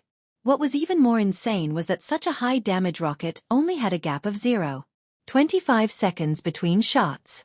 This was enough to make all the anti-air cannons in the Alliance self-destruct. Even the Alliance's highly classified Vulcan machine gun, which was being researched to replace the 40mm Bofors, would not have such a performance, let alone the octuple cannon. This was a terrifying firepower that surpassed the theoretical value of the Vulcan machine gun. Looking at the rapid and violent rockets raining down on the hovering mechanical attack aircrafts, the few dwarves fell into deep thought at the same time. Other than the dwarves, the other leaders were nervous and silent. Bang! Bang! Bang! Bang! That was the mammoth tank firing a cannon every second. A magnificent burst of 4 shots. Not far away, a large group of iron dwarfs that had been pulled over by motorcycles were instantly blasted dozens of meters into the air, turning into piles of black parts that scattered on the ground within a radius of 100 meters with a pitter-patter. Everyone could imagine what would happen to a normal person if they were hit by this advanced technology. That's right, Sister Kalia. Why are you not nervous at all? I see that the other leaders are thinking about the future of the Alliance, and even the entire planet. Me? Why should I be nervous? I didn't want to be the Queen of Lordaeron in the first place. It was Xueqi who made me do it. If Xueqi is willing, I can give the throne to him at any time. Then at least I won't have to bear so many burdens and be busy all day." The hoof was silent for a while before saying, "You actually gave up your responsibilities so easily? You can bear to see your compatriots fall or die." "Of course I can't bear to. But what can I do?" Kalia, who was in the main cannon position, tilted her little golden head and seemed a little distressed. "I might pass as a priest. They all think that my holy light is already very close to the level of an archbishop. But I don't have the ability to manage and the bearing of a king. Letting someone without talent lead a country with millions of people is a disaster in itself. If it wasn't for Duque's insistence and letting Sister Elugia help me manage Lord Darren, I would have quit long ago. You know, my biggest dream in life was to be a bride." Chapter 1607. Imriel was speechless. In a sense, the queens in Duque's harem were blessed because they did not have to worry too much. If they could not keep up with Duque's development, they could just leave it to someone who could. In essence, Alterac, Lord Darren, and Kultiras seemed to be beginning to merge into one country. Imriel was still a little confused. The progressive king began to think about how to let his people and country keep up with the changes in the world. The queens who were full of trust in Duque simply handed the country to Duque. Imriel did not know if the Drenii could keep up with the changes in the world. If one day they could not, would it be a blessing to choose to give up the sovereignty of their people and strive to fully integrate into the alliance? Hoof was silent. More than a dozen superchariots, built with Titan technology provided by Torim and Duque, almost flattened the way. There were rune-etched statues, mechanical gnome battle tanks, mechanical attack machine 54A, and other Titan guards scattered on the ground. When they drove the vehicles to occupy a huge maintenance platform, and watched the fully automatic mechanical arms automatically repair all the damage on the vehicles, Duque finally announced that it was time for the boss battle. "That's the main point. Please remember, the flame behemoth cannot be forcefully held back. That thing has thick skin and flesh, and can only be ground. Don't think that you can destroy this thing with your own attack power. This guy is specially made, and his vitality is 100 times stronger than Kill Jaden who came to the Sunwell last time. Only Titan runes can deal with Titan runes." After Duque emphasized, more than a dozen chariots started moving again, rumbling as they drove toward the final passage of the city wall. In history, a group of dwarves, after plowing the outer city wall area with cannons, impatiently ran to the final passage to continue to have a bonfire party. In the end, the party was right, but unfortunately, they became the party's barbecue. If not for the spy Torim's reminder, the people in the hero group would never have thought that there would suddenly be a steel monster that was like a moving mountain, rushing out of the huge 100-meter door to cause trouble. Even though Torim had personally described the appearance of the flaming behemoth to everyone, and even Duque had made a 3D holographic image for everyone to see and explain the key points. To be honest, the appearance of the flaming beast was really King ugly. On the left and right sides of the carriage were two huge golden wheels, with a very dwarf-style transmission lever on top. At the front of the carriage was a shovel-like troubleshooter commonly seen on trains. What made it look like a war machine instead of a motorcycle with 4 turrets, 2 groups of rocket launchers, and a huge cylindrical cannon that were densely arranged on the roof. When the experts of the Alliance found out that the cannon-like thing was a flamethrower that could spit out a temperature of 10,000 degrees Celsius, no one wanted to forcefully destroy this steel monster with their physical bodies. What kind of joke was this? With that kind of heat, even paladins with invincibility would not be able to withstand it for a few seconds, right? Even though they understood the logic and strategy, they were still deeply shocked when they truly faced this giant steel beast left behind by the Titan giants. Just as the mechanized armored convoy of the Alliance seemed to be walking step by step towards the entrance of the city wall area, suddenly an extremely exaggerated explosion sound came from the deepest part of the city gate. It was clearly the simplest explosion, but it was as if a terrifying aura had suddenly descended out of thin air, adding to everyone on the battlefield. It was the pressure brought about by absolute power and a sense of destruction. Clang! The huge city gate, which was over 100 meters tall and at least 50 meters wide, instantly let out the loudest cry that metal could make under the impact of the flaming beast, and it burst into pieces. No, it was not just the city gate. Even the sturdy metal door frame of the city gate, which only had a small black mark on it after being bombarded by the 105mm howitzer, was directly smashed into pieces by this impact. Violent bricks and metal fragments shot out like a terrible storm. Even though they were lined up 500 meters away and hiding in the vehicle protected by the miniature Titan runic circle, everyone immediately had goosebumps. They felt as oppressive as if an old Kil'jaeden had suddenly descended upon the broad square in his full strength. Although everyone knew that was impossible. Not to mention the fact that the old man's upper body had just been blown up last time. It would take him 8 to 10 years to recover. And even if he came personally, it was impossible for him to emit such a simple and violent aura of destruction. Why? Eridar's destruction had a mysterious artistic aura. Enemy, destroy. Magically, the electronic voice that came from the flaming beast was actually in the F*King common language. Immediately, the 4 super-huge wheels of the flaming beast, which were at least 8 stories in diameter, began to spin at high speed on the solid mysterious material floor. But it seemed to be stepping on the brakes. Countless sparks splashed on the ground, and just the harsh sound of friction alone showed that the flaming beast was F*King increasing its speed to the maximum. "Stop him!" someone shouted. Without hesitation, Theon stepped on the accelerator, and the mammoth tank he was driving was already the first to speed up. Ha! Wait. For a moment, Hooves almost wanted to jump out of the car. Immediately, a huge shield opened up around the mammoth tank. It was an electromagnetic shield that was mixed with the Titan runic circle. In theory, it could greatly reduce all kinds of attacks. Without giving the 3 people in the car time to react, there was a loud explosion. The strong impact, even with the external spring shock absorber of the spherical cockpit to reduce the impact, Kalia still felt as if she had been hit hard by the Minotaur Chief Kane's totem pole. Her whole body arched from the pain. Hooves, who had better physical fitness, opened her mouth wide. Her face was full of surprise, as if she still did not know what had happened until this moment. But blood immediately gushed out of her mouth and nose. She hurriedly chanted a spell, ready to cast Holy Flash on herself. Unexpectedly, Kalia, who was clearly in a similar state of confusion, reached out to her first, and cast Holy Word, Shield. As it turned out, it was a little unnecessary. Holy Word, Shield, could prevent further damage from the impact, but it was meaningless to treat internal bleeding. But Imriel still admired Kalia's reaction speed after years of training. Holy Flash had finally been cast. The 3 people in the car finally returned to normal, and only then did they realize that the battle had begun to heat up in the first second. Chapter 1608. Magic eyes had been installed in every driver's seat to act as a surveillance camera. Seeing Theon driving a tank to block the flaming beast's charge, Duque felt like strangling the Empress Dowager. Kalia also suffered minor internal injuries and had a nosebleed. Fortunately, Kalia had been a professional for many years, and after passing the heroic rank, her physique had improved by leaps and bounds. If she was still the delicate little princess from back then, her internal organs would have been crushed long ago. Theon! Damn it, where's the kiting? Come on, you're a driver now, not a warrior carrying the enemy's boss. Sorry, Duque. I'm really sorry. Theon also knew that he had been impulsive.